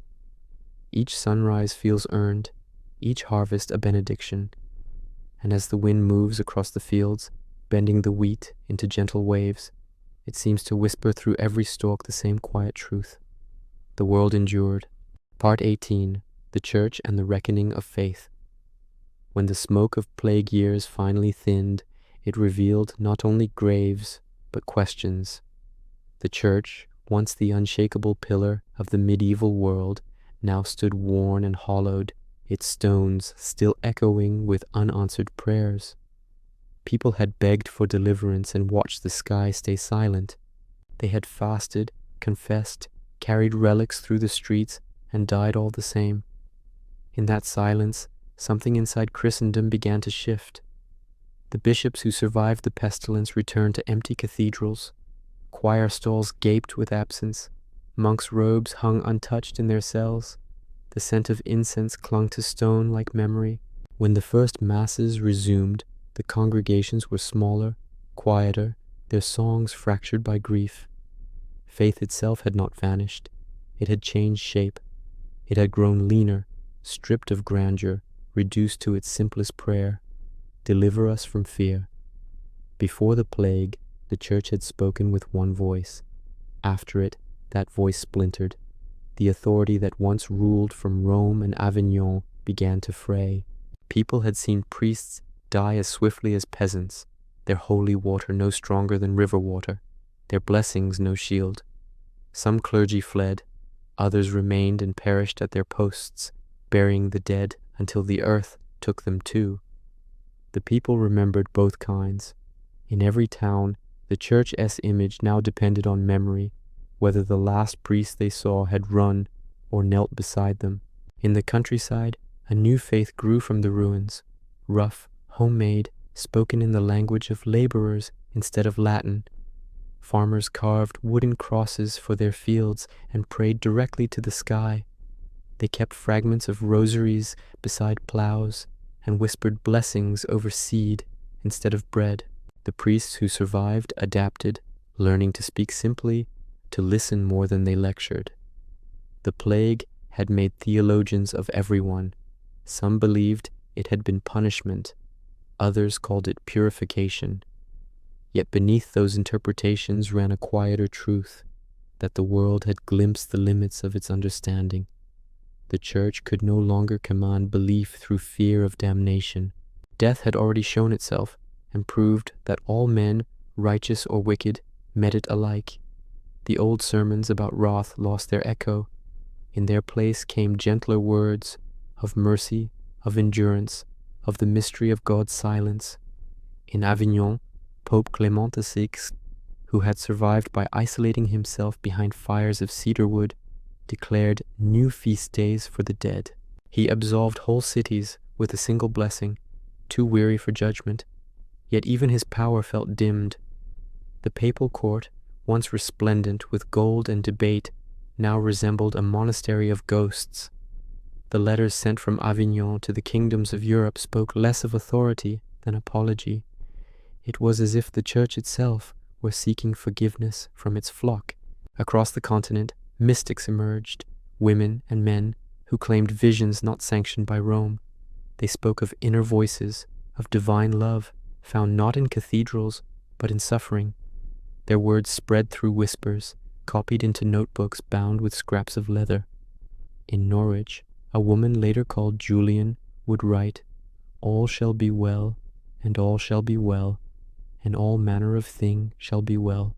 Her visions were gentle, her theology of tenderness, born from a world that had learned the futility of terror. In Germany, the Friends of God movement took root, lay believers meeting in homes, praying without priests, seeking a more intimate faith. In Italy, Catherine of Siena dictated her letters to princes and popes alike, chastising them for pride and pleading for peace. She had walked among plague victims and called the experience a mirror of the soul. I found Christ not on altars, but in the wounds of the dying. Such voices multiplied, soft yet insistent, marking the first tremors of reform long before anyone would name it. The architecture of worship changed as well. The great cathedrals, symbols of eternal dominion, gave way to humbler chapels of wood and plaster. Frescoes of triumphant saints yielded to images of mourning Madonnas, of angels stooping rather than ascending. In stained glass, death itself began to appear, a skeletal figure standing beside the Virgin as though invited into grace. Faith no longer sought to escape mortality, it sought to understand it. In the monasteries that survived, prayer turned inward. Monks no longer prayed for kings or nations, but for the nameless multitudes. The plague had made anonymity holy. They wrote new hymns, slower and sadder, their melodies drifting like candle smoke. One Latin refrain, Media vita in morte sumus, in the midst of life we are in death, was sung across Europe. It carried not despair, but acceptance. To live now meant to live beside absence, and to find divinity even there. The church learned humility through loss. It could no longer promise safety, only solace. In that shift lay its survival. The people, too, learned to pray differently, not upward, but outward, toward each other. Charity replaced indulgence. Compassion replaced ceremony. The priest's role became less a mediator between man and God, and more a companion through suffering. The age of command had ended, the age of consolation had begun, and so, in the quiet years after the plague, faith spread not through miracles, but through endurance. The cross no longer symbolized judgment, it symbolized shared pain. Pilgrims walked to shrines less to seek cures than to thank the saints for company. A prayer uttered in the market carried as much weight as one sung in the choir. The line between sacred and ordinary blurred until the world itself felt like a chapel rebuilt from ash. When evening fell, church bells rang once again across the valleys, no longer the frantic tolling of death, but the calm chime of persistence. Their sound mingled with the bleating of sheep, the laughter of children, the rustle of fields. It was the sound of faith transformed, smaller, humbler, closer to the heart. A faith no longer proclaimed from pulpits, but breathed in the silence between two living souls. Part 19. The memory of plague and the birth of change. The Black Death ended not with a trumpet, but with an exhalation. It faded the way storms fade, slowly, unevenly, leaving puddles where oceans had stood. By the mid-1350s, the sickness no longer swept through nations like fire. It flickered, dying embers in scattered towns. Yet what it left behind was not emptiness, but transformation. Europe emerged thinner, quieter, but awake, as though the great fever had broken and the dream of the old world dissolved with it. Memory lingered everywhere. In the fields, the grass grew over the graves so thickly that travelers could no longer tell where the bodies lay, yet the wind seemed to remember. It carried a hush over every valley, a softness that had not existed before. People walked differently now, slower, more deliberate, as if aware that the ground beneath them was layered with history. They greeted one another with longer silences, their words less boastful, their laughter gentler. Survival had become a kind of reverence. The plague's shadow shaped every breath that followed. It had unstitched the fabric of the old world, faith, labor, hierarchy, and even time itself. In its wake, new rhythms emerged. Markets reopened, but prices shifted. The value of work rose because there were fewer hands. Serfs who once bowed without question began to bargain. In England, murmurs of rebellion stirred decades before any sword was drawn. "We are all equal in death," one chronicler overheard a peasant say, "and so we should be in life." That sentence, born in a field of bones, would echo through centuries. Art changed its voice as well. The painters who survived no longer chased perfection, they chased truth. The eyes in their portraits looked outward, not toward heaven, but toward humanity. Their Madonnas cradled not divine infants, but the weight of grief. Writers began to describe life not as prelude to eternity, but as the fragile miracle itself.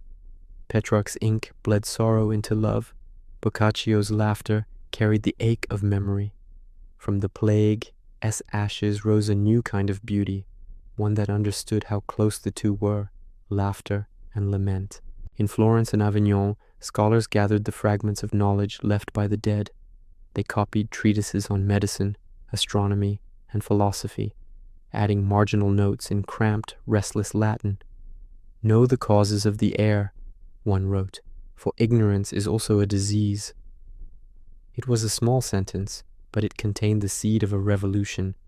The plague had made the limits of superstition clear. Curiosity became an act of survival. From those margins, reason began to stir, a whisper that would grow into the language of science. The memory of death also gave birth to compassion. Hospitals, once reserved for pilgrims, expanded into places for the poor and the sick. City councils built lazarettos on the outskirts, precursors to modern public health. Charity became organized, almost methodical, a civic duty rather than an impulse. Out of devastation came a strange order, a new respect for life measured not in wealth or rank, but in care. The church, too, changed its tone. No longer the stern voice of judgment, it learned to speak softly. Sermons turned from threats of hell to promises of mercy. Confession became less about sin and more about solace. In its humility, the church rediscovered the humanity it had nearly lost. For a time, it even listened to the widows, the orphans, the peasants who prayed without Latin. The faith that survived the plague was smaller, but purer, like a candle flame protected by cupped hands. Memory reshaped art and architecture. The skeletons carved into tombs and frescoes were not warnings anymore. They were acknowledgments. Every chapel built after 1350 bore traces of the dead in its stone. On doorways and cloisters, masons etched hourglasses and bones, symbols of the fragility that now defined existence. Even beauty accepted mortality as its shadow. The world had learned that perfection without impermanence was meaningless, and within the silence that followed, thought began to bloom. Universities reopened, their benches filled with a new generation, children of the plague years, raised among ruin but hungry for understanding. They studied the stars not to predict fate, but to measure wonder. They dissected bodies not out of blasphemy, but gratitude, wanting to know what it meant to be alive. The questions born from loss became the roots of the Renaissance. In the homes of merchants and monks alike, journals multiplied. People began to write for themselves, not for lords or kings. Diaries recorded the weather, the harvest, the names of neighbors who had survived. One such entry from a widow in Ghent reads, "I wake each day and listen for the church bell. If it does not ring, I give thanks." That single sentence, simple and trembling, might be the truest theology the age ever produced.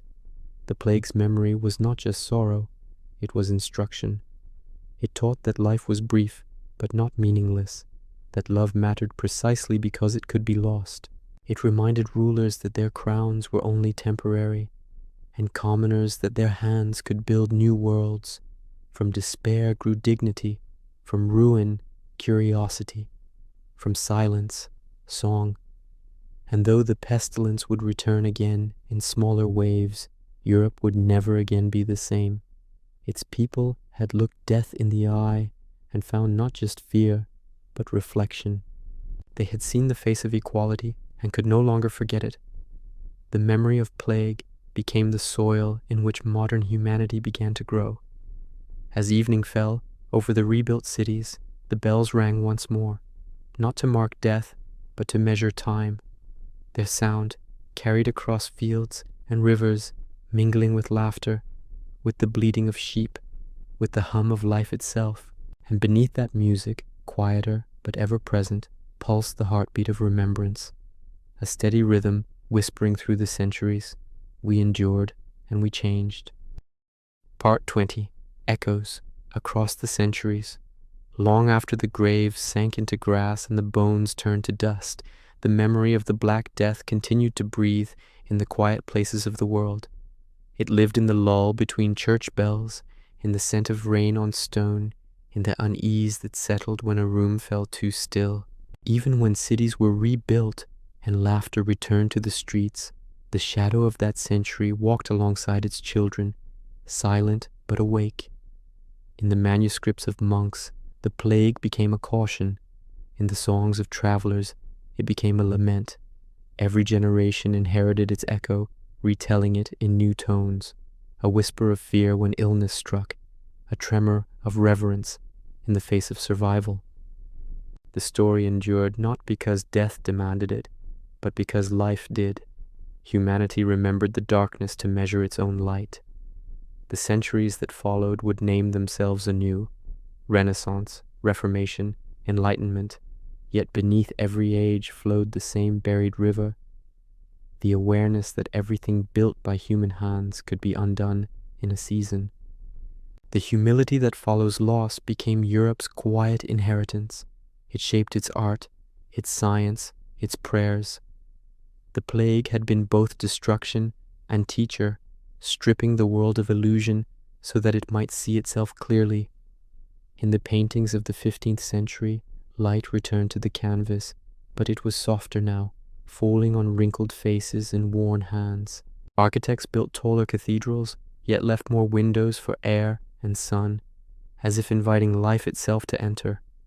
Writers spoke not of perfect virtue, but of compassion, of the small flawed kindness that keeps the world turning. Even the word memento mori, remember you must die, lost its sting and became instruction instead. Remember, and therefore live. The doctors who once wore beaked masks left behind their notes, brittle pages filled with guesses and wonder. From them, generations would learn to study the body, to trace cause from effect. The first hospitals, born from chaos, would become the first laboratories. What began as fear of air would become the science of it. The plague had opened the wound of ignorance, and humanity had decided to heal it with thought.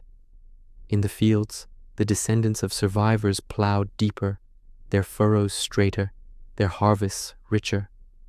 Each seed placed in soil was an act of defiance against oblivion. They no longer prayed to be spared, they prayed to be worthy of the ones who weren't. The world had learned that survival was not triumph, but responsibility. Every birth, every dawn, every song sung over bread was a continuation of the same vow: we will remember. And memory, in its own way, became medicine. The frescoes of the Danse Macabre, the journals of widows, the poems of monks, all of them whispered the same refrain: life is fragile, but not futile. The Black Death had been the great equalizer, its aftermath, the great awakening. Out of the silence of the plague, years rose the murmur of humanism, the idea that the divine might dwell not only in heaven, but within the courage of the living. Centuries passed, and still the lessons held. When later plagues came, in London, in Marseille, in Vienna, people remembered the rhythm of survival: isolation, care, patience, song. The bells tolled again, but never for nothing. Each crisis carried the faint echo of the old one, reminding the living that they had endured before and would endure again. The memory of the 14th century became not a wound, but a map. And now, standing so far from that age that its smoke has faded into myth, one might wonder why the story still stirs the heart. Perhaps because, in the mirror of plague, humanity saw itself without ornament, fearful, cruel, generous, resilient. It saw how darkness could draw light closer, how loss could carve room for compassion. The Black Death ended millions of lives, but it began something larger: the long remembrance of what it means to be human. When night falls over the old cities of Europe, the same moon still glows on the rivers where the dead once drifted. The same stars shine over the fields where silence once grew thick as frost. The world, as ever, continues, scarred, wiser, beautiful in its imperfection. The bells ring now for weddings, for market days, for nothing at all. They ring because sound itself is a form of faith. So as the final echo fades, imagine the wind moving through those ancient streets, carrying both song and sigh. Imagine the hands that once built, buried, healed, and wrote, all folded now into the same earth. Imagine the Part 21, rebuilding the living world. When the bells of survival faded into distance, a quieter rhythm took their place, the rhythm of hands at work. Across Europe, the survivors of plague began to rebuild, not with plans or proclamations, but with instinct. They gathered stones from fallen churches, timbers from empty manors, iron from the carts that had once carried the dead. From ruin, they shaped homes. From silence, they shaped purpose. The 14th century's closing decades became an age of labor. The Black Death had thinned the ranks of mankind, and in that scarcity, every breath became precious. What was once servitude became negotiation. What was once obedience became craft. In England, the statute of laborers tried to freeze wages at old levels, but the law was wind against tide. Men and women who had buried their lords now demanded silver for their sweat. Their plows carved freedom into the soil. The manor system cracked like frost-bitten stone. Fields once divided by lineage merged into new hands. Tenants purchased the land they once worked, and the first quiet middle class began to take root. In France, villages that had been ash and bones blossomed with markets again. Artisans built stalls where graveyards had sprawled. Merchants counted coins in churches half rebuilt. The hum of trade, small but steady, returned. The living's defiance sung in coin and hammer. Roads reopened like veins beneath healed skin. Pilgrims, merchants, and masons flowed along them, carrying stories more than goods. The old feudal maps blurred. Travel itself became education. Along the Rhine, barges carried grain instead of corpses. In Venice, the docks filled with cloth, spices, and foreign voices. The world had remembered its hunger, not only for food, but for connection. In the towns, the rebuilding had a different sound. The clatter of scaffolds, the scrape of stone on mortar. Guilds reformed, smaller and more deliberate. The masons, who had lost half their brothers, carved angels that smiled faintly, as if aware of the irony of endurance. Carpenters shaped beams for houses wider than before. Fresh air had become holy. In Florence, new hospitals rose beside old plague pits, their halls lined with wide windows for light and wind. People had learned that air itself could carry both death and healing. Women, too, stepped into the new daylight of this changed world. Many had inherited shops or fields. Others had survived as healers and caretakers when the men were gone. They kept the ledgers, ran the looms, taught the children. In Paris, widows petitioned the city to own property in their names, and were granted it. What law had once forbidden, necessity now allowed. The plague had been the great equalizer. The rebuilding made that equality visible, if still fragile. The church, chastened and lean, encouraged labor as prayer. Monks brewed ale, mended walls, and taught the trades of survival. In every monastery's courtyard, the sound of tools replaced the endless toll of bells. Work became liturgy, repetition became faith. To build was to confess belief in tomorrow. The soil itself seemed eager to cooperate. After years of abandonment, it grew rich again, fed by its own neglect. Harvests returned abundant, almost guiltless in their generosity. Wheat bent heavy under summer light. Vineyards overflowed with fruit. People said the earth had rested while man suffered, and now offered recompense. The rhythm of the seasons regained its music, though the melody had changed. From London to Lübeck, laws emerged to order the new world. City councils passed ordinances on sanitation, water, and burial. Merchants founded fraternities to aid the sick. Compassion had learned to organize itself. What had once been random charity became the architecture of welfare. The first hints of civic duty stirred, the idea that care for the living was not merely virtue, but structure. And still, behind every act of rebuilding, the memory of death lingered. The survivors worked with a solemn urgency, as if afraid the air might turn again. Children grew up watching their elders labor not for glory but for security. Each hammer strike echoed with a kind of prayer, "Let it last this time." By the 1360s, cities gleamed again under sunlight that seemed sharper, cleaner. Florence's workshops glowed with color, Flanders' looms hummed, and English towns buzzed with trade.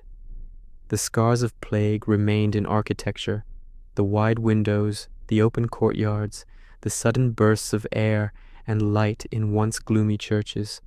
Buildings themselves had learned to breathe. But deeper than stone and wage, something else had changed, the idea of the human. Before the plague, life had belonged to God, to lords, to kings.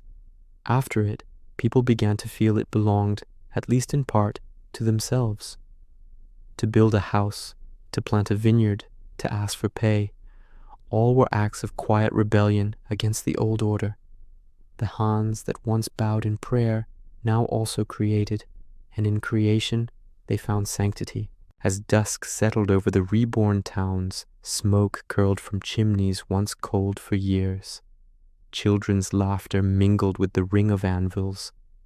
The same air that had carried death now smelled of bread and iron. The world was healing not through miracle, but through motion, through the steady insistence of the living to begin again. The plague had unmade civilization, labor remade it, and in every repaired wall and tilled field, in every market cry and newborn's breath, the same truth whispered like a blessing through the dust. We are still here. Part 22, Seeds of the Renaissance. By the time the century leaned toward its close, the world that rose from the ashes of plague began to shimmer with a strange, new light. The old rhythms of prayer and obedience were still there, but now they beat beneath something else, something restless and human. It began quietly. A fresco in a rebuilt chapel, a melody played on a lute at dusk, a scribe copying not scripture, but poetry. From grief's long winter, a seed of wonder stirred. The people who survived the Black Death had seen the world end and begin again. They had watched kings crumble and peasants rise, faith break and rebuild itself. In that cycle, they discovered a truth too large to fit inside fear. If the universe could fall silent and still return to song, perhaps man, too, was capable of creation. The plague had taught humility, but also agency. It had shown that the human hand could destroy, but also heal, build, and imagine. In Florence, the hum of hammers became the heartbeat of rebirth. The city that had once smelled of lime and death now smelled of wet plaster and paint. Artists emerged from the same workshops that had built coffins. Giotto's pupils, and those who followed them, filled the walls of chapels with saints whose faces looked like neighbors. The divine began to resemble the human. Painters studied light the way priests once studied sin, measuring its angles, its reflections, the way it touched skin. The soul of Europe was beginning to lift its gaze from heaven to earth. The merchants who had survived the plague's gamble found themselves wealthy beyond measure. Trade had shrunk, but profit had multiplied. Gold pooled in cities like Florence, Venice, and Bruges. The children of traders and bankers, born into a world that had nearly vanished, spent their fortunes not on fortifications, but on beauty. To commission a painting, a sculpture, a dome, these became acts of faith more powerful than fasting. Art replaced penance, creation replaced fear. In the universities, where weeds had once grown between benches, the scholars returned with a new hunger. They read Aristotle and Plato not as relics, but as mirrors. They debated not only angels and salvation, but nature, proportion, and the dignity of man. The word humanitas began to stir in Latin manuscripts, a word that meant not defiance of God, but appreciation of his creation within us. The plague had stripped life of its illusion. Humanism gave it back its meaning. Writers, too, began to rediscover their voices. Petrarch, who had written of loss with trembling hand, turned his grief into inquiry. He wrote that man's soul was not a wound to be cured, but a flame to be tended. His friend Boccaccio filled his Decameron with tales of wit and folly, stories of people surviving not through miracles, but through cleverness, compassion, and laughter. Those stories were scandalous to some, but sacred to others. They reminded Europe that holiness could live in the mundane. Across the Alps, craftsmen built cathedrals that no longer reached only upward. They opened outward, with arches that embraced light and courtyards that welcomed air.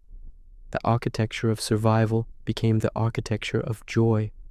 Where once towers had been narrow to hold out plague, now domes widened to let life in. The very stones seemed to sigh, relieved to serve beauty rather than fear.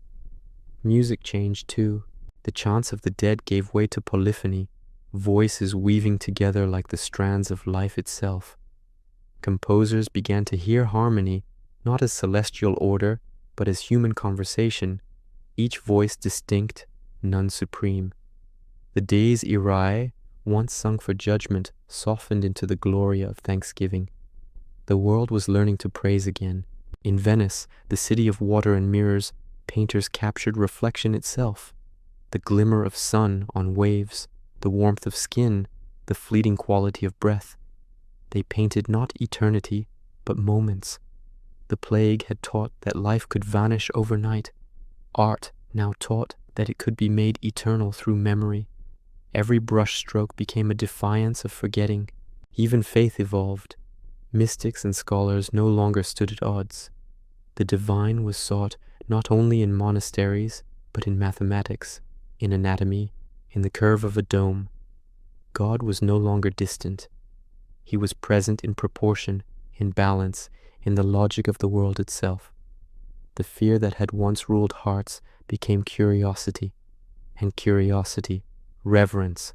The seeds of this rebirth were not sown by kings, but by survivors, merchants who learned generosity, monks who learned to question, painters who learned to look closely. Each act of creation, each question asked, was an answer to the silence the plague had left behind. The Renaissance did not begin in triumph. It began in recovery. Its beauty was the beauty of scar tissue, the kind that gleams faintly, proof that a wound has healed. By 1400, Florence's skyline glowed with cranes and domes instead of smoke. The laughter that once echoed through taverns returned to its streets. A generation born after the pestilence had never known its stench, yet they inherited its wisdom, that life is fragile and therefore sacred. They wrote, painted, built, and sang, not to deny death, but to honor the miracle of surviving it. When evening fell, the new cities shimmered in the half-light, their windows bright with candles. The air smelled of lime, bread, and paint. Somewhere in a workshop, a young apprentice mixed pigment the color of dawn. His master told him, "Paint what you see." But the boy, staring at the empty wall before him, thought instead, "Paint what we became." And with that thought, the modern world began. Part 23, From Medicine to Science. The search for understanding. When the plague had passed and the world had steadied its breath, humanity turned its eyes toward the invisible. The centuries of prayer and penitence had taught humility. Now, curiosity asked for courage. In the dim light of monasteries and the workshops of apothecaries, a new question began to whisper. What truly happened to us? The survivors of the Black Death did not only rebuild walls, they rebuilt the mind. Medicine, once wrapped in ritual and incense, began to loosen its chains. The physicians who had walked through death's shadow left journals filled with symptoms, weather, and observation. From those crude notes, a discipline slowly unfolded. In the universities of Padua, Bologna, and Montpellier, scholars began to compare rather than condemn. They traced illness not to wrath, but to pattern, to air, to contagion, to cause and effect. It was not yet science as we know it, but it was the first flicker of reason in a world long ruled by faith. For centuries, the body had been treated as sacred mystery, a vessel not to be opened, a text not to be read. Yet the plague had stripped away reverence and replaced it with necessity. To understand death, one had to look at life. Dissection, once condemned, became tolerated in certain places. Monks who had buried the dead now studied them. Beneath the quiet arches of universities, candles burned late as students traced arteries with trembling hands. Flesh, once feared, became teacher. The lessons written in it were not heresy, but revelation. In Florence, the artist Andrea del Castagno drew from anatomy to paint the human form not as symbol, but as truth. In Padua, physicians described the pulse as music, rhythmic, measurable, predictable. The heart became clock rather than mystery, and with that understanding came awe of a different kind. Even faith began to shift. God was no longer only the maker of miracles, but the author of order. The plague had shown that invisible forces could govern fate. Now men sought to name those forces. Apothecaries refined herbs into tinctures. Chemists, though they still called themselves alchemists, experimented not with gold, but with cure. They distilled spirits, ground minerals, boiled waters from distant springs, and wrote down their results. Each success, each failure, became part of a growing book of human trial. In Paris, physicians debated air itself. Was sickness carried on wind or born in the body?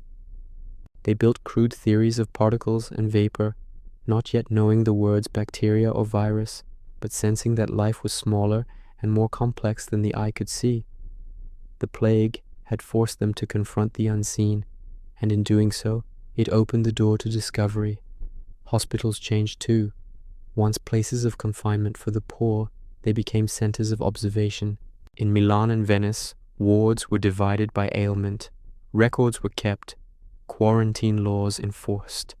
The word lazaretto entered the language, born from Lazarus, the man Christ raised from the dead. The name was no accident. Medicine, like the world itself, had begun its resurrection. Not all learning came from scholars. Midwives, herbalists, and healers, most of them women, became keepers of empirical wisdom. They recorded which plants cooled fever, which waters healed, which smells soothed the lungs. Their knowledge passed in whispers and recipes, as vital as any lecture. Later, when universities claimed the mantle of science, they would borrow much of this quiet labor without ever naming its authors. Yet it was their steady work, born from necessity, that kept humanity alive between plagues. The language of medicine evolved, gaining words where once there were only prayers. The pulse was counted, the fever measured, the breath timed. Doctors began to observe rather than assume, to note what repeated rather than what confirmed belief. The same pattern, observation, reflection, experiment, spread beyond healing into every art of thought. Astronomy, mathematics, and philosophy began to adopt the same calm discipline. Out of sickness grew the scientific method, though no one yet called it that. The universities flourished again, their walls humming with new voices. Students debated Aristotle and Galen, arguing not whether they were holy, but whether they were right. Knowledge ceased to be inheritance, it became pursuit. The scholars who once copied texts now questioned them. They wrote in the margins, "But what if this is wrong?" That single line of doubt became the hinge of modernity. Even the plague mask, the grotesque beak once filled with herbs, became an object of study. Physicians refined it, learning that barriers worked, that air could be filtered, that protection could be engineered rather than prayed for. The boundary between superstition and safety blurred, and through that blur, a discipline emerged, medicine as craft, science as faith in understanding. By the 15th century, the physicians of Europe walked not as prophets of doom, but as stewards of curiosity. They no longer dressed in black, but in the colors of apprenticeship and study. Their tools were books, their prayers, hypotheses. They taught that to know the body was to honor it, to measure it was to thank its maker. The plague had begun as divine punishment. It ended as a call to comprehend the divine design. Knowledge moved like a tide, seeping into every art. Architects calculated weight and wind. Artists measured proportion. Navigators charted stars not for omens, but for passage. The same mind that once sought to survive now sought to explore. It was as if humanity, having touched death, had become addicted to life's detail. The Renaissance, in its essence, was not only beauty reborn, it was curiosity sanctified. And when night fell over these new centers of learning, candles still burned. Behind them, men and women leaned over parchment, their eyes weary but bright. The air smelled of ink and vinegar, of herbs and wax. Somewhere, a scribe paused, dipped his pen, and wrote what could have been the motto of the age: "We study because we remember." From plague came knowledge. From knowledge, wonder, and from wonder, the first foundations of the modern world. Part 24. Echoes in the later centuries. The centuries rolled forward, but the echo of the Black Death did not fade.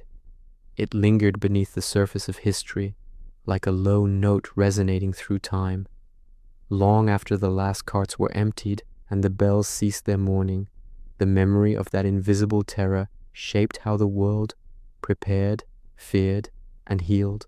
The 14th century's nightmare had become a teacher for all the centuries that followed. By the 1500s, Europe was busier, louder, more confident. Empires were rising, ships crossed oceans wider than imagination. Yet the shadow of plague still followed them across the waves. The disease never vanished completely. It slept, it waited, it returned.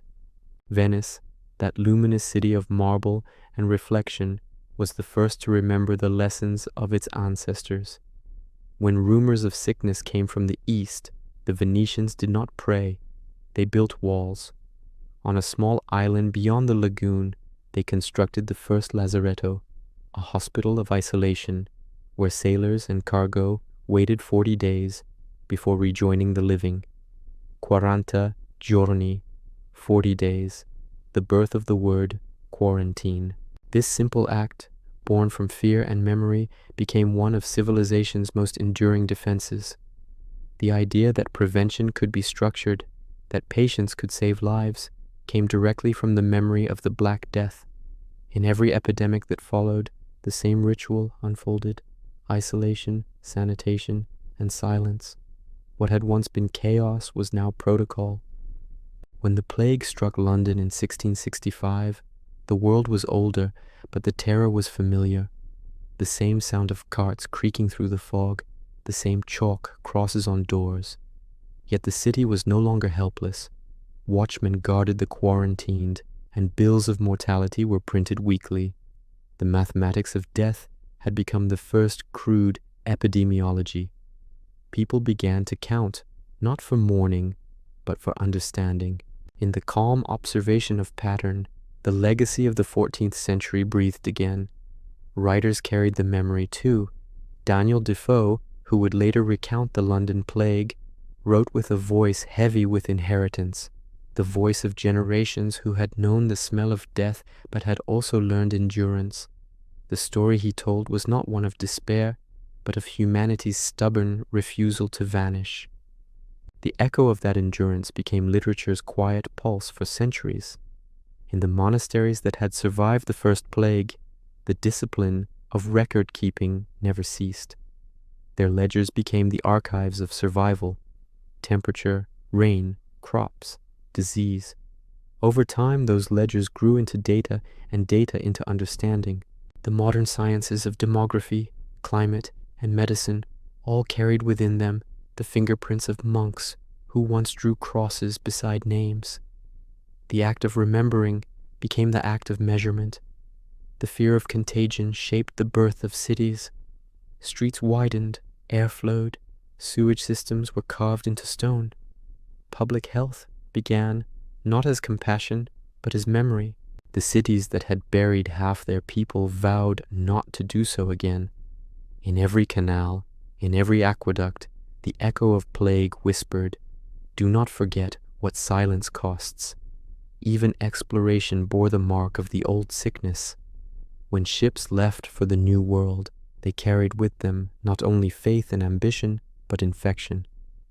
The tragedy that unfolded among indigenous peoples mirrored Europe's own past, a cruel repetition of history as lesson unheeded. The Black Death had once shown how fragile the balance between life and exchange could be, yet the same pattern repeated across oceans. Every conquest carried contagion. Every empire spread disease as surely as language and law. The plague's legacy, it seemed, was not only remembrance, but warning. And still, in the centuries that followed, humanity did not stop moving. The old fear of pestilence coexisted with the new faith in progress. Doctors in the 17th century carried canes instead of crosses. They spoke of air and corruption rather than punishment. The plague had changed the language of fear. It had given the world a vocabulary for survival. Each new outbreak tested what had been learned: to isolate, to observe, to endure. In that repetition lay evolution. By the 18th century, when reason began to challenge superstition, the shadow of the Black Death remained in the background of every debate. Philosophers spoke of human nature and mortality. Artists painted still lifes of skulls and extinguished candles, reminders of time's indifference. The vanitous paintings of Holland, the moral fables of Enlightenment France, all bore the same whisper: remember death, and therefore cherish life. Memento mori had become culture's conscience. In the laboratories of the 19th century, when Pasteur peered through his lenses and Koch traced invisible enemies under glass, their triumphs were the final echoes of a question asked 500 years earlier: what truly happened to us? The microscopes answered at last. The pestilence had a name, a shape, a logic. The monster that had haunted the 14th century was no longer divine or demonic. It was biological. In naming it, humanity finally stood at peace with its oldest fear. Yet the emotional memory persisted. Even in the age of railways and factories, the smell of decay or the sight of an abandoned street could summon ancestral dread. The Black Death had entered the bloodline of civilization, not as disease but as awareness. It reminded every generation that progress was fragile, that life was finite, that compassion mattered. The monuments of the modern world, the hospitals, the universities, the bridges of hygiene and care, all rose from the soil that had once been graveyards. The echo carried forward even into the unseen future. When new plagues would come, cholera, influenza, and others yet unnamed, the ghost of the 14th century would be there, whispering through the centuries: you have survived before, you will survive again. The knowledge would return like instinct: quarantine, care, patience, community. History's deepest wisdom is not learned, it is remembered. And so, the Black Death never truly ended. It became a rhythm within humanity's collective heartbeat, a slow, persistent thrum reminding us that fragility and endurance are the same melody, played on different notes. The bells that once tolled for millions now ring as symbols of continuity. Every sound of them carries, faintly but clearly, the same refrain: we learned, we endured, and we are still learning. Part 25. Final benediction. Sleep beneath the memory of the world. Night returns to the world that once burned with fever. The bells are quiet now. The air carries only the sound of leaves, of tide, of distant life. 6 centuries have passed since the plague's first whisper beneath the steppe sky, and yet the memory remains, not as fear, but as a rhythm deep inside our species. The story of the Black Death is no longer just a tragedy. It is a mirror, a teacher, and a lullaby for the living. The earth has turned through countless seasons since those dark years. Fields once sown with sorrow are bright with harvest again. In Florence, the same light that once fell on corpses now shines through the stained glass of Brunelleschi's dome. In London, where the air once stank of lime and silence, the hum of life never stops. Across the world, cities breathe, and in each breath there is memory. The plague never truly left us. It lives in the precautions we take, in the hospitals we build, in the compassion we show without naming why. Every act of care is a faint echo of those who buried the dead and stayed to heal the living. Every discovery, every question asked in a quiet laboratory is a continuation of the first whisper of reason that rose from ruin. We are descendants of survivors. Their courage hums in our pulse. The story of the Black Death was never only about death. It was about what remained afterward, the rebuilding, the questioning, the slow rediscovery of beauty.